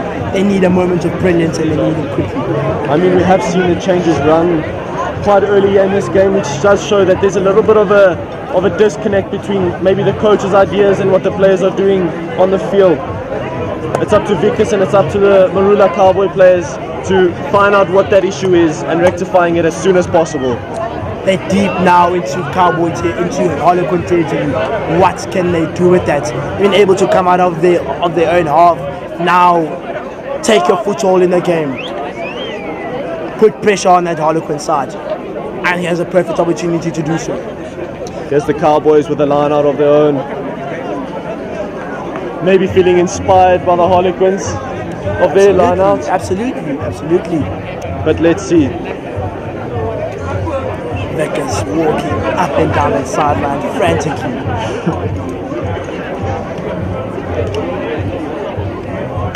And the ball goes in for the Cowboys. It goes all the way to the back. It's a good line out. And there's a turnover. Ref says skew, and it's Harlequin ball. Listen, something needs to change, and needs to change quickly. Harlequins will be thinking happy.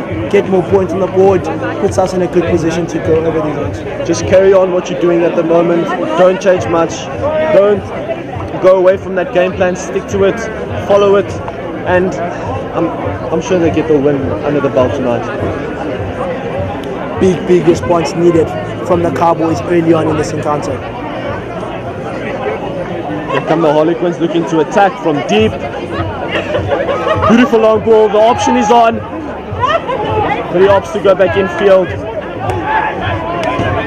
Takes it for himself and not a bad option given the circumstances.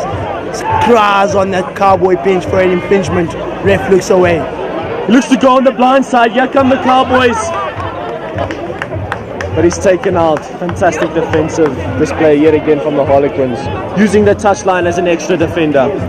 I think this is the first game today where we've seen that underdog factor really prevail. Yes. We've seen the underdog. We know the underdog is, and the underdog really put their hand up today and said, I'm up for the task. The Harlequins line out.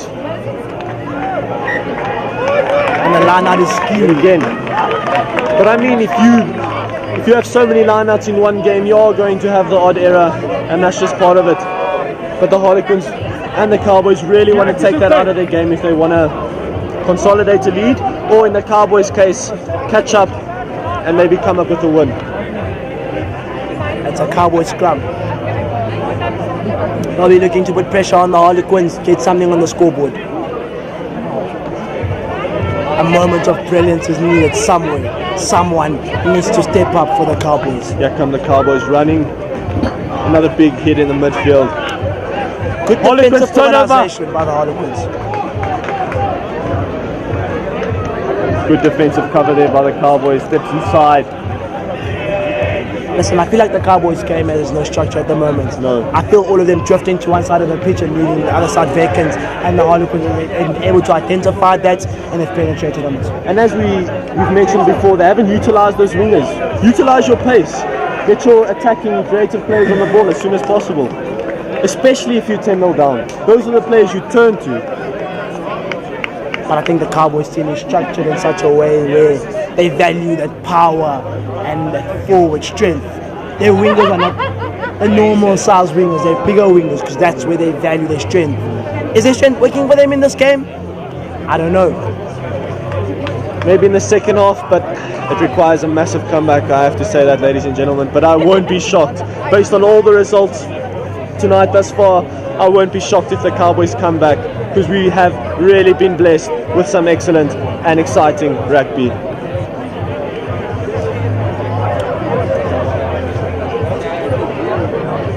Cowboy line out.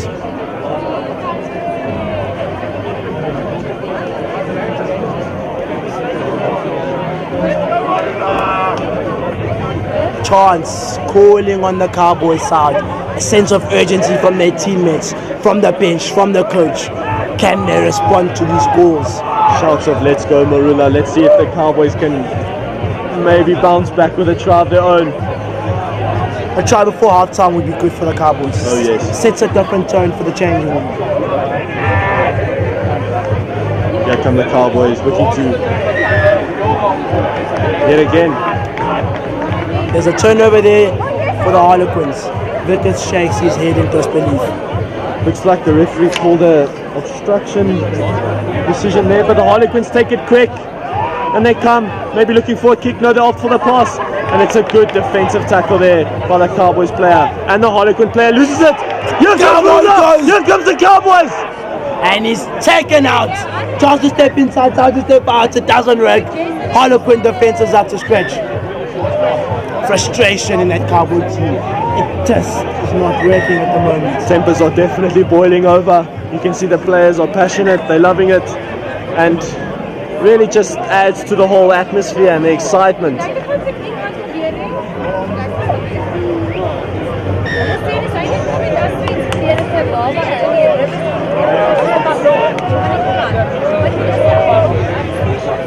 Frustration on the Cowboy bench. Harlequins feeling comfortable. The Cowboys must be hoping that their frustration doesn't seep in or leak into their game. They don't want to be making stupid errors in this point in time. Just keep in the game, keep that 10-point lead. Don't overcomplicate the game. Keep it the way it is. You've been playing a simple game and it's been working for you. Don't overcomplicate. 100%.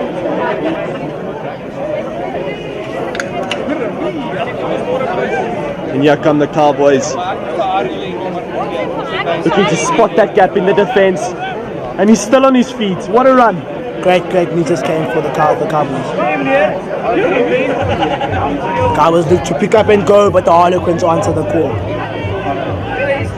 Tensions building. Cowboys looking for an opening somewhere, any opening. Cowboys find themselves on the 5-meter line. Yet again, no players out wide. They're looking to go through the middle, and they are. Pick and go, the tactic, their strength. That's where the power is. Really using that physicality to their benefit. Ample space on the left-hand side for the Cowboys that they're choosing to utilize. The ref has spotted something wrong, and he calls it back. Position still with the Cowboys, so still happy days.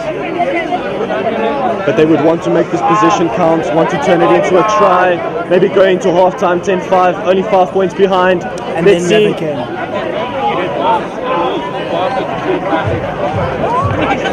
Looks like he's held up and he's pushed back by the Harlequins defense. Fantastic work. Insane defensive work by the Harlequins, who kick it out and push the Cowboys back. Wow. These guys mean business. Really mesmerizing stuff. But here come the Cowboys, going out wide. Whoa! With a sense of urgency, but he's met with a Harlequin defender.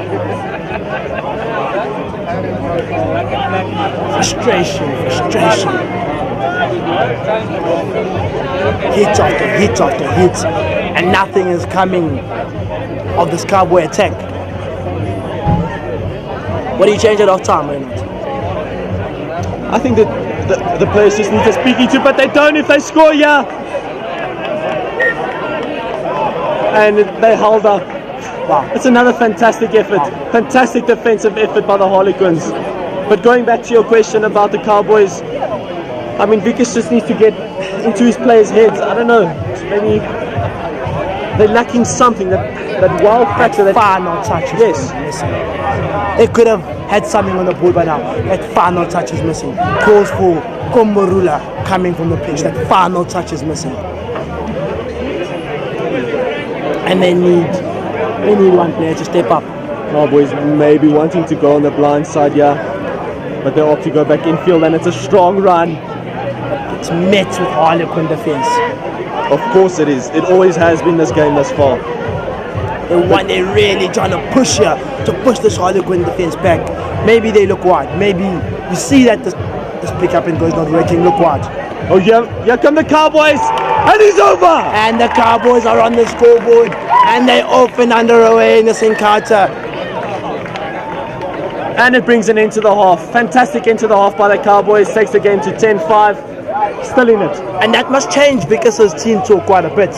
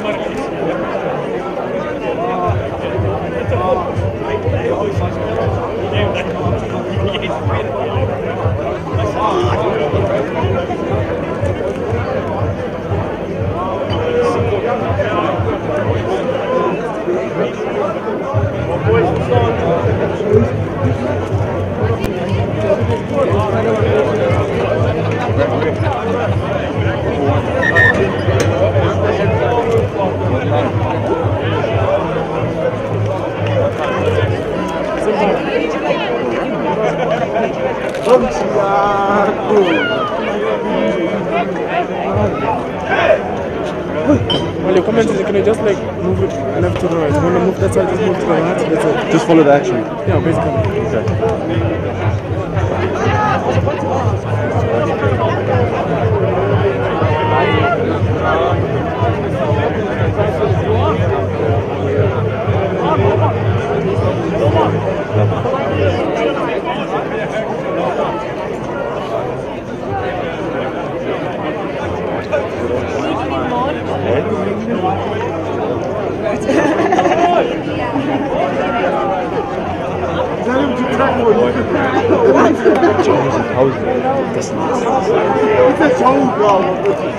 And welcome back, ladies and gentlemen, to the second half of our final encounter of the night. Just a reminder, we are live from Harlequins Rugby Club right in the heart of Pretoria, just a couple of kilometers away from the famous Loftus Versveld.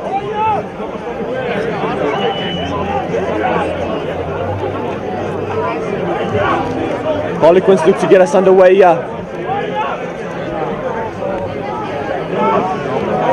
They still, however, maintain that lead of 10-5. And here we go. They go deep from the get-go. Harlequins, get back.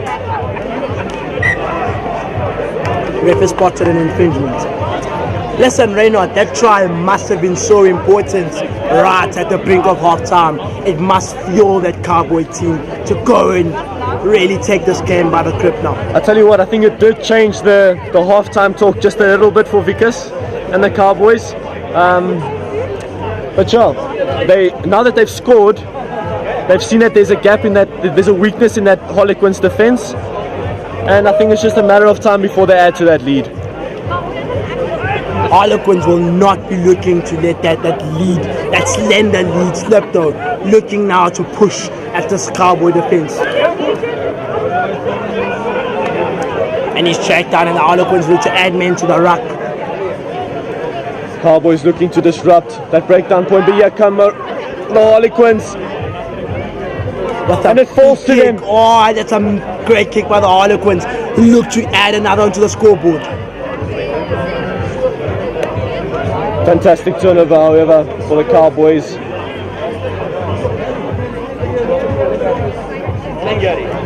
I tell you what, the quality of rugby tonight has just been incredible. Cowboys maybe won't be too happy with that clearance. Just not getting the distance that the fly-off would have probably potentially wanted there.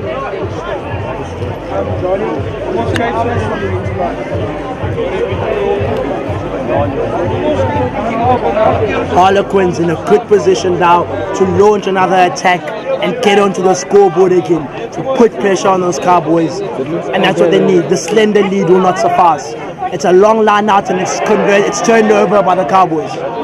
Line out not going to hand on that occasion for the Harlequins.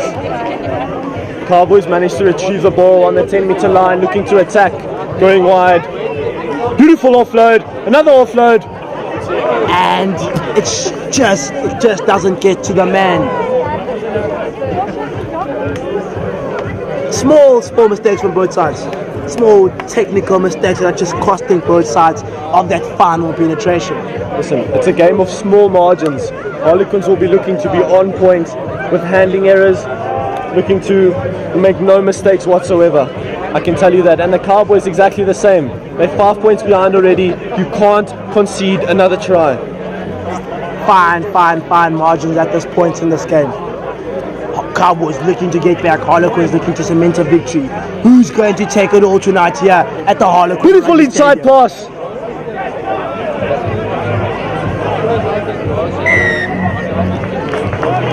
Advantage to the Harlequins. They look to go quickly, but the ref delays them.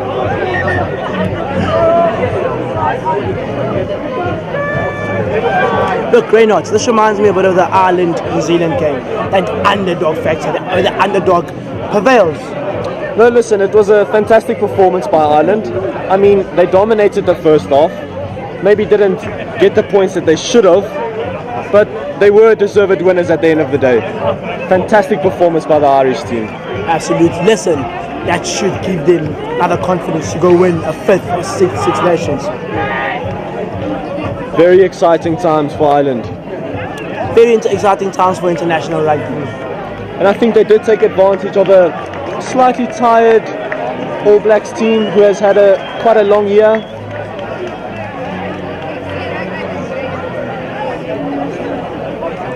A few changes being made by Vickers, maybe looking to add that attacking prowess, that goes quick feet. Here come the Harlequins attack.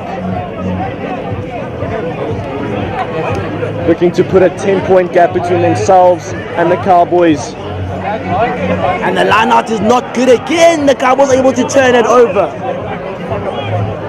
It's a powerful I think it just run goes there. too much with the line out. It just extends it a bit too much. And it's a cross kick. Players look to chase. Big chase here by the Cowboys in numbers as well, looking to put pressure on the Harlequins. Harlequins respond fantastically well, clearing it up to the halfway line. Listen, you look at this Harlequins team and you don't think they haven't won a game so far. They've been absolutely outstanding tonight. Absolutely brilliant. Big ups to the management, the team, the the players for really rocking up, having lost the first 3 games. and for turning things around. But let's not speak too soon. Let's not speak too soon. You cannot rule out the Cowboys just yet. Listen, this is Reeks Rugby, and when these Monday lights are out, anything can happen under these lights.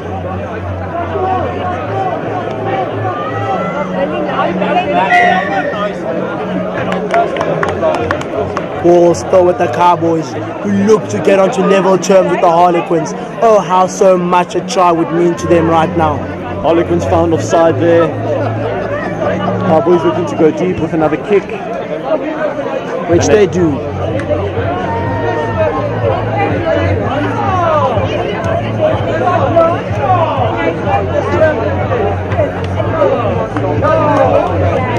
Once again, thank you to everyone that's still listening to us, that's still watching us. We really do appreciate all the love that we've been showing so far. Like Reynard said, it's our first time commentating. So thank you for all the comments on the YouTube channel, messages to the side. We really do see all of them and we appreciate you all. We are live again on Thursday night and we would love for you to join us again, ladies and gentlemen. But for now, here we are. Cowboys are chasing.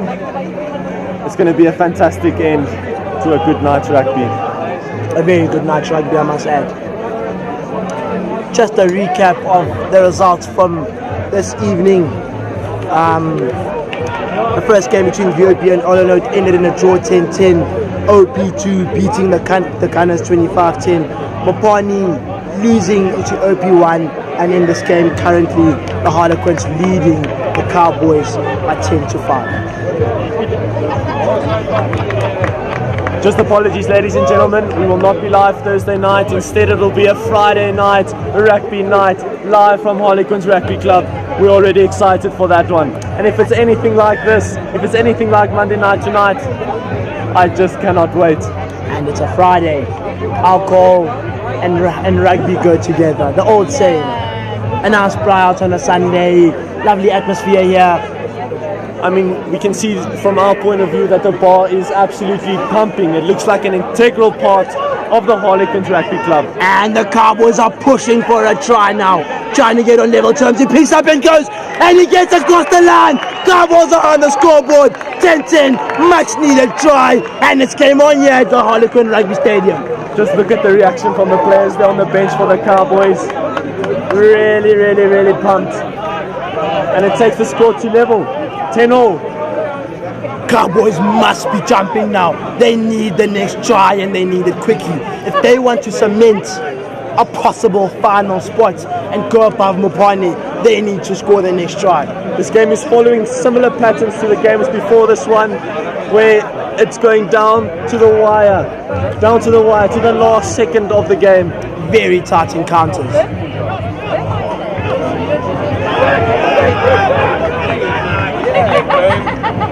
Here come the Harlequins. Long pass, looks a tad forward. He unfortunately drops it. Unfortunately. What must the thinking be in that Harlequin training camp or not? I mean, listen, you were 10-0 down. The Cowboys have come back 10-0. Probably part of it is your own fault. But I mean, it's an easy fix. Harlequins can bounce back. They've proven to us that they are a better side from previous matches, and they can definitely rectify this and get back in the lead. Listen, the game's 10-0, it's anyone's for the taking. It just needs that bit of creativity. It needs you to take that risk, to go for that cap, and you'll be a hero. This is where heroes are made, ladies and gentlemen. Right here in Harlequins Rugby Club. We witnessed Brian Abana earlier with Puma's try, that brilliant try that he scored for the Gunners side. And a big chase here. Composure, and he's taken down. Fantastic steps. Work. He beats 2, he beats 3, and he's unfortunately taken down. Really commendable work by Harlequins there. But unfortunately, it's the Cowboys' ball. And there's a feeling now with this Cowboys team. This Cowboys team is hungry. This Cowboys team is angry. And they want to get onto the scoreboard. They can sniff the blood. They can sniff blood. They can sniff the weakness. And they are. They are really pushing for that win. I can tell you that much. And that's the line out just beyond the Harlequin 22. You must be thinking, try time.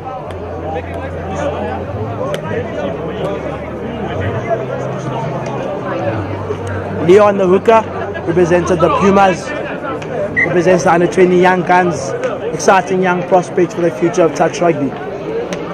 Has had a really good game thus far for his hostel. Looking to end it off nicely though, looking to end it off with a try perhaps. Unfortunately, the line out is not what he would call his best. And some work needs to be done now by the Cowboys. Harlequins under pressure looking to get that ball out, which they do. And the Cowboys are forced to attack from deep. Nice running ball here for the backs. Running back into the traffic and a massive hit there.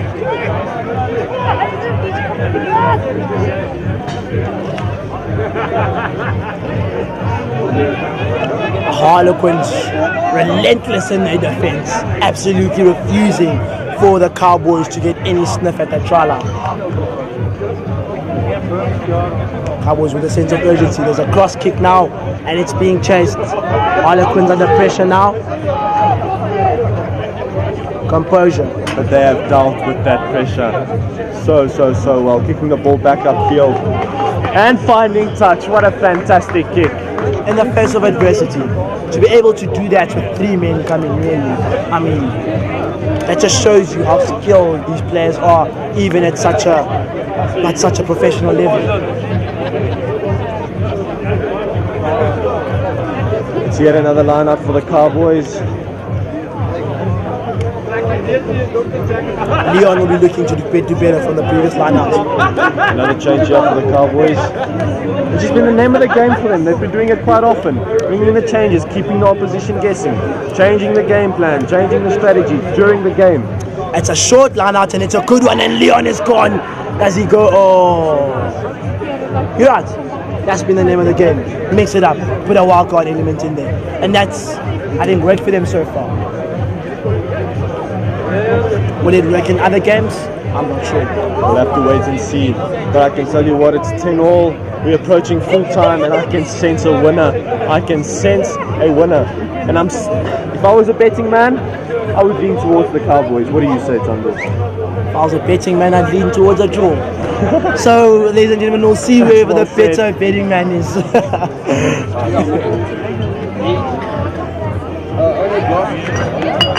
Harlequins attack yet again. The space is out wide, but they opt to go infield. One must wonder. What will it take? Great conversion there by the Cowboys. I could see why you would bet on the Cowboys. Very feel-good factor in the team now. Relentless. Want to get on the ball. They need that try. If they want to compete with Mopanie and potentially challenge AP1 in what's been such a dominatory role, they need to win this game. To pick up their hands and say, I'm not a bystander in this group, I will challenge. You can sense the momentum shifting clearly to the Cowboys side. But they're going to have to make it count at some point, and it's a good opportunity for them here.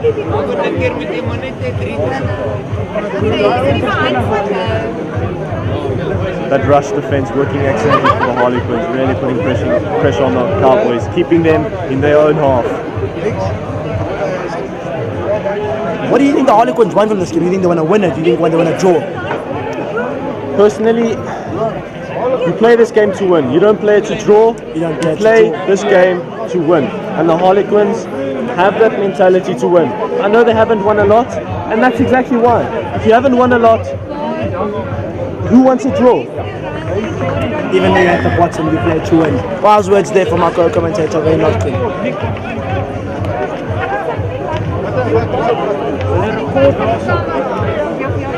There's one question right now at 9:15. Who will take it tonight? Who will snatch the crown tonight here at the Harlequin Rugby Stadium? Spectators having the time of their lives. Time of their lives, drinks are flowing, conversation is flowing, people are on the edge of their seat. Listen, this game is capped off a fantastic night of rugby, really exhilarating. I think overall, albeit a young and new league, the quality in this league is exceptional. Yes. And the Harlequins look to get out of their territory now by playing it wide, and that's where their strength has been. But unfortunately, the pass is too much for the winger who's not able to get there. It's another wayward pass for the Harlequins. The Cowboys would really be liking this, really be licking their lips. Changes for the Cowboys, changes, change after change after change. But I think when you have a big team, you have the luxury to do that. But do you think it slightly disrupts the, I don't know, maybe the potential chemistry? Players can't get used to each other. What is your take on that? Listen, I think it's always nice to have new feet on the pitch. It's always nice to have a fresh idea. A player that will go and win it for you. Perhaps other players are tired. Perhaps the thinking is not there. Let's see. It's because it's tactic. Let's see whether it works or not. Cowboys going on the blind side. Pushing for the turnover here. A lot of emotion in this game now. Tired legs. The bigger mind will win it now. Which team has the bigger mindset? And a bit of skill. It's a very good kick, and the Harlequins are chasing. Leon urging the boys on. We need a victory, boys. We need it, and we need it quickly.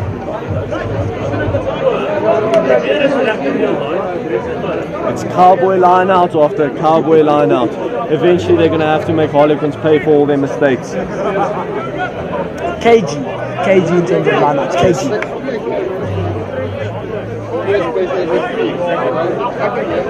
Leon, you need to have a much better line out. They go short, and it's good. Oh. And it's a turnover ball to the Harlequins. Box kick. Fantastic take there by the Cowboys. He runs with it. He runs towards that Harlequin defense. Looks to play it wide, run at the defense, and he is taken down by the Harlequins. Harlequins calling for numbers there at the ruck, needing those numbers there to stop these Cowboys. Cowboys unrelentless in their attack, persistent, looking for that breakthrough. When will it come? Will it come? Cowboys really using their forward pack to good use. Harlequins eventually survive. KGFA.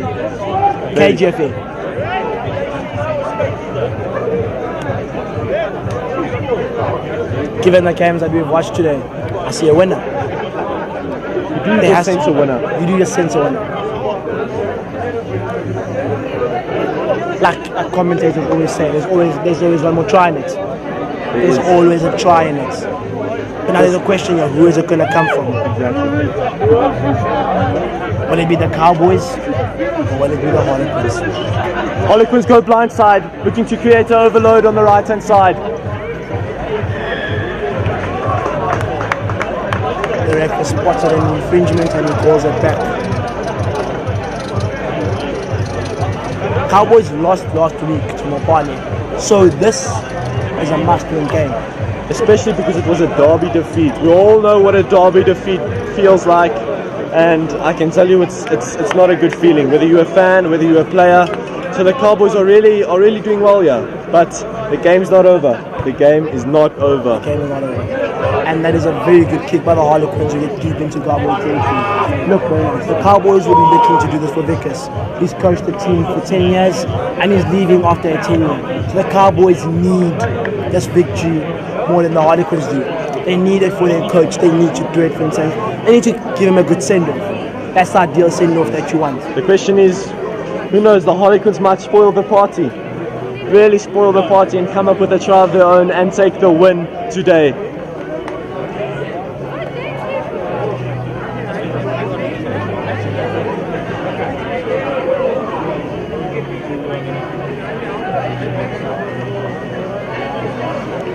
Harlequins going now at that Cowboy 5 meter, looking to pick and go and get a try somewhere.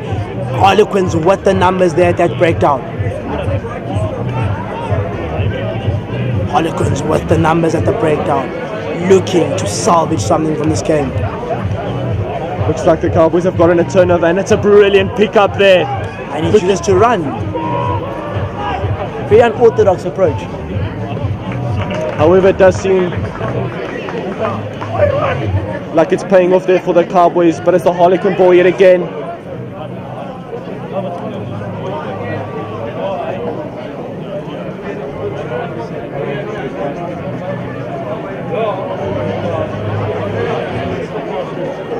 Harlequin line out. Listen, Harlequins score now, and I think they're in a very good position to win this game. Cowboys need to react, and they need it quickly. Excellent position.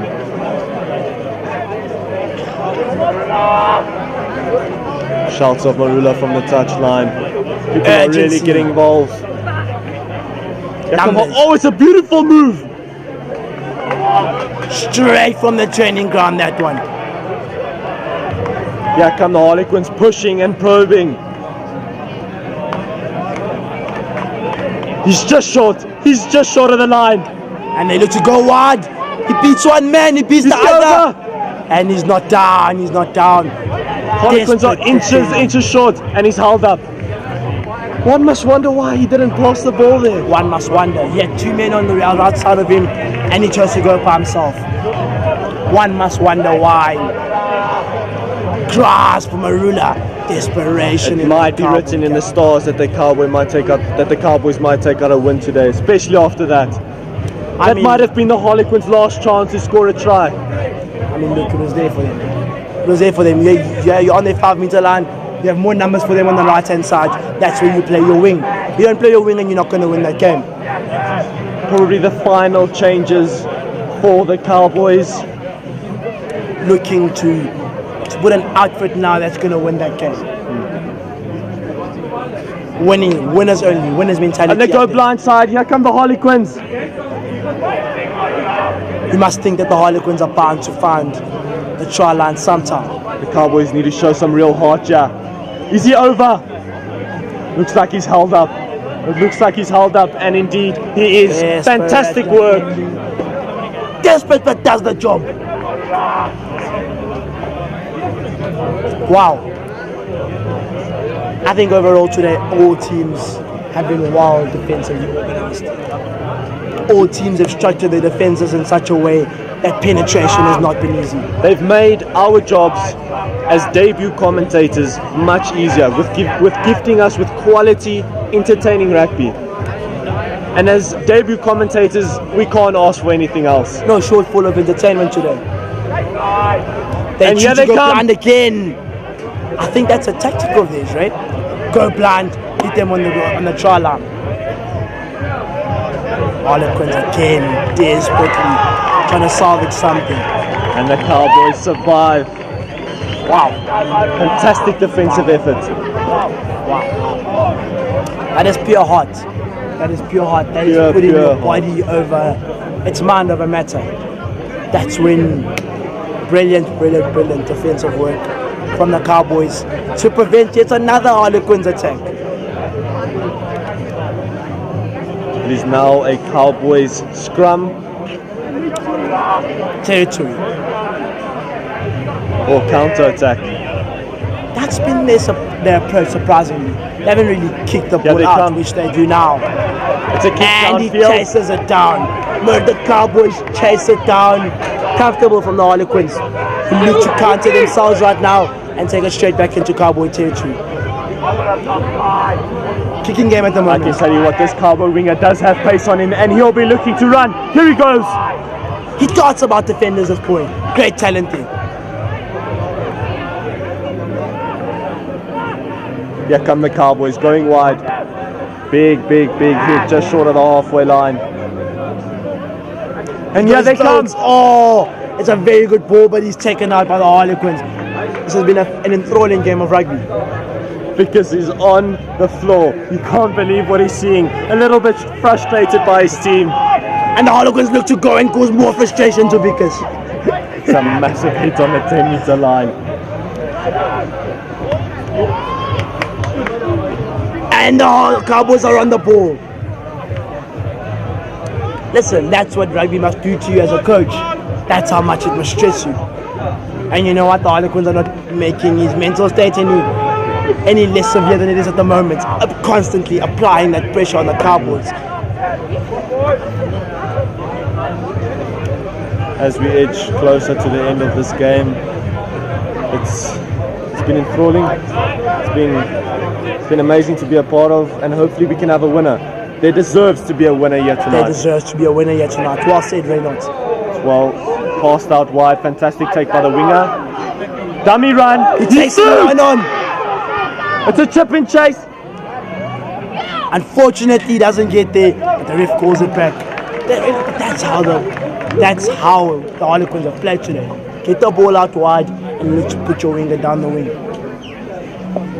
Really exploiting those wide areas of the Cowboys. The Cowboys have been more internal with their approach. Yes. Center. You go down the middle. As you can see here. Here come the Cowboys. Looking to gain some valuable meters for their side. Flow there that didn't come off and the ref has called it back. Look, I think at this point there's fatigue. Legs are tired. Both teams will take a draw at this point. I think whoever loses this game will be very unlucky because it's been such a quality game of rugby. Whoever loses should go home with their heads high and say, listen, we're getting what we have today. Put it this way, I will not be disappointed if we end up with 2 draws tonight, because those 2 draws have been entertaining beyond belief.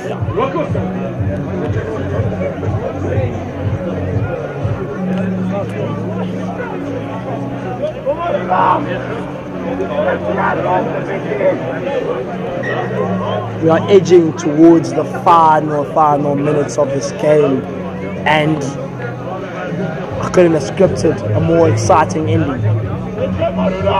Another ball, new ball required. Crowd chanting for Vickers. What a throw! He's quite a character, isn't he, Vickers? Really sets the example for his team. Really sets the example for his team.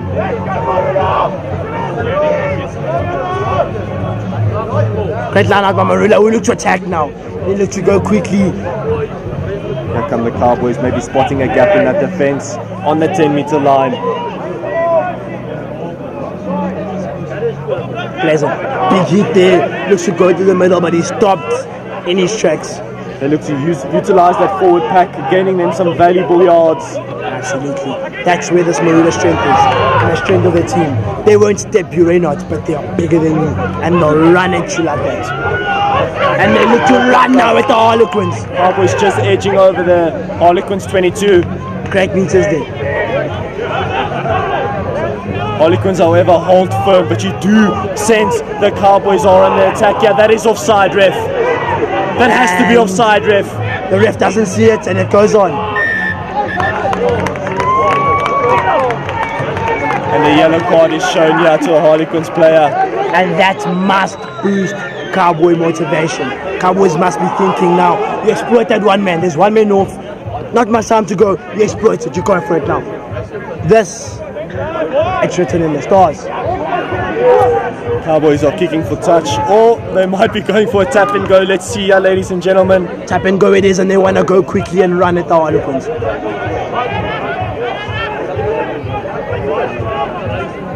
Here come the Cowboys going out wide. Massive hit. Big hit there by the Harlequins. He caused some trouble to the Cowboys. Referee reaches for his pocket again, and it's another yellow card for Harlequins player. You could never have scripted this. 2 players off, 15 men versus 13 men. I tell you what, if the Harlequins survive this onslaught, I will be very surprised. And the players are getting involved here. Tempers are all over the place. It's Marula's game to lose now. It's Cowboys' game to lose now. Chance in the stadium of Marula. It's your game to lose now. Harlequins take a draw at this point. Ref calls for a scrum. And this is where you penalise. This is where you take advantage of the 2 men that the Harlequins don't have. I've been quite surprised although all of the games have been tightly contested, fly-offs and the backline haven't maybe utilised the drop goal attempt. Absolutely. I mean, if the game is tied, there's not a lot of time left. You're close to the poles. There's only one place I'm going, and that's a drop goal. especially if you can't find a way through this Harlequins defense. But look at them, they lack the numbers. Look at the numbers. It's a numbers battle now, and Loretta needs to take advantage of it, which they go wide and look to do. But unfortunately, the Harlequins stopped them in their tracks. Opted to go inside where maybe it was a better option to pass to the outside. Listen, this Harlequins defense is holding up tight, and for 13 men, that is fantastic. Really? Cowboys need to do something. Here come the Cowboys again. Massive run. But he's pushed back by the Harlequins defense yet again. These men are putting in a real shift. And it's a turnover. Harlequins looking to take it to the Cowboys. Great turnover. 13 men in your own 22. Great play by the Harlequins. Attacking from their own 22 with their 13 men. That is commendable. And they're able to kick it out. And the referee calls an end to the game. It's another draw, another entertaining draw. Tando. Great game, great tactics employed by both managers, and we saw that in how the team carried out these tactics. Cowboys, I think, will be a bit disappointed with themselves. They could win that game in the final 2 moments. With those 2 cards, Harlequins will be happy, points on the board, but I think missed opportunities on both ends for both teams, but happy results at the end of the day. All in all, a fantastic rugby night. We cannot complain. We would just like to thank all the viewers for tuning in. It was a fun debut. I would like to mention my co-commentator Tando, who was doing this with me, calling the action alongside me tonight. It was an honor, my friend. We'd also like to extend a massive thank you to Curtin Vickers for showing the strings to us on the day. Of course. And again, thank you to my co-commentator Reynard, who really made me ease into my job, and we can't wait to be with you again next week on Friday. Friday night, ladies and gentlemen. We are live again from Harlequins Rugby Club. Until such a time, Tando and Reynard, thank you very much. Good night. Good evening.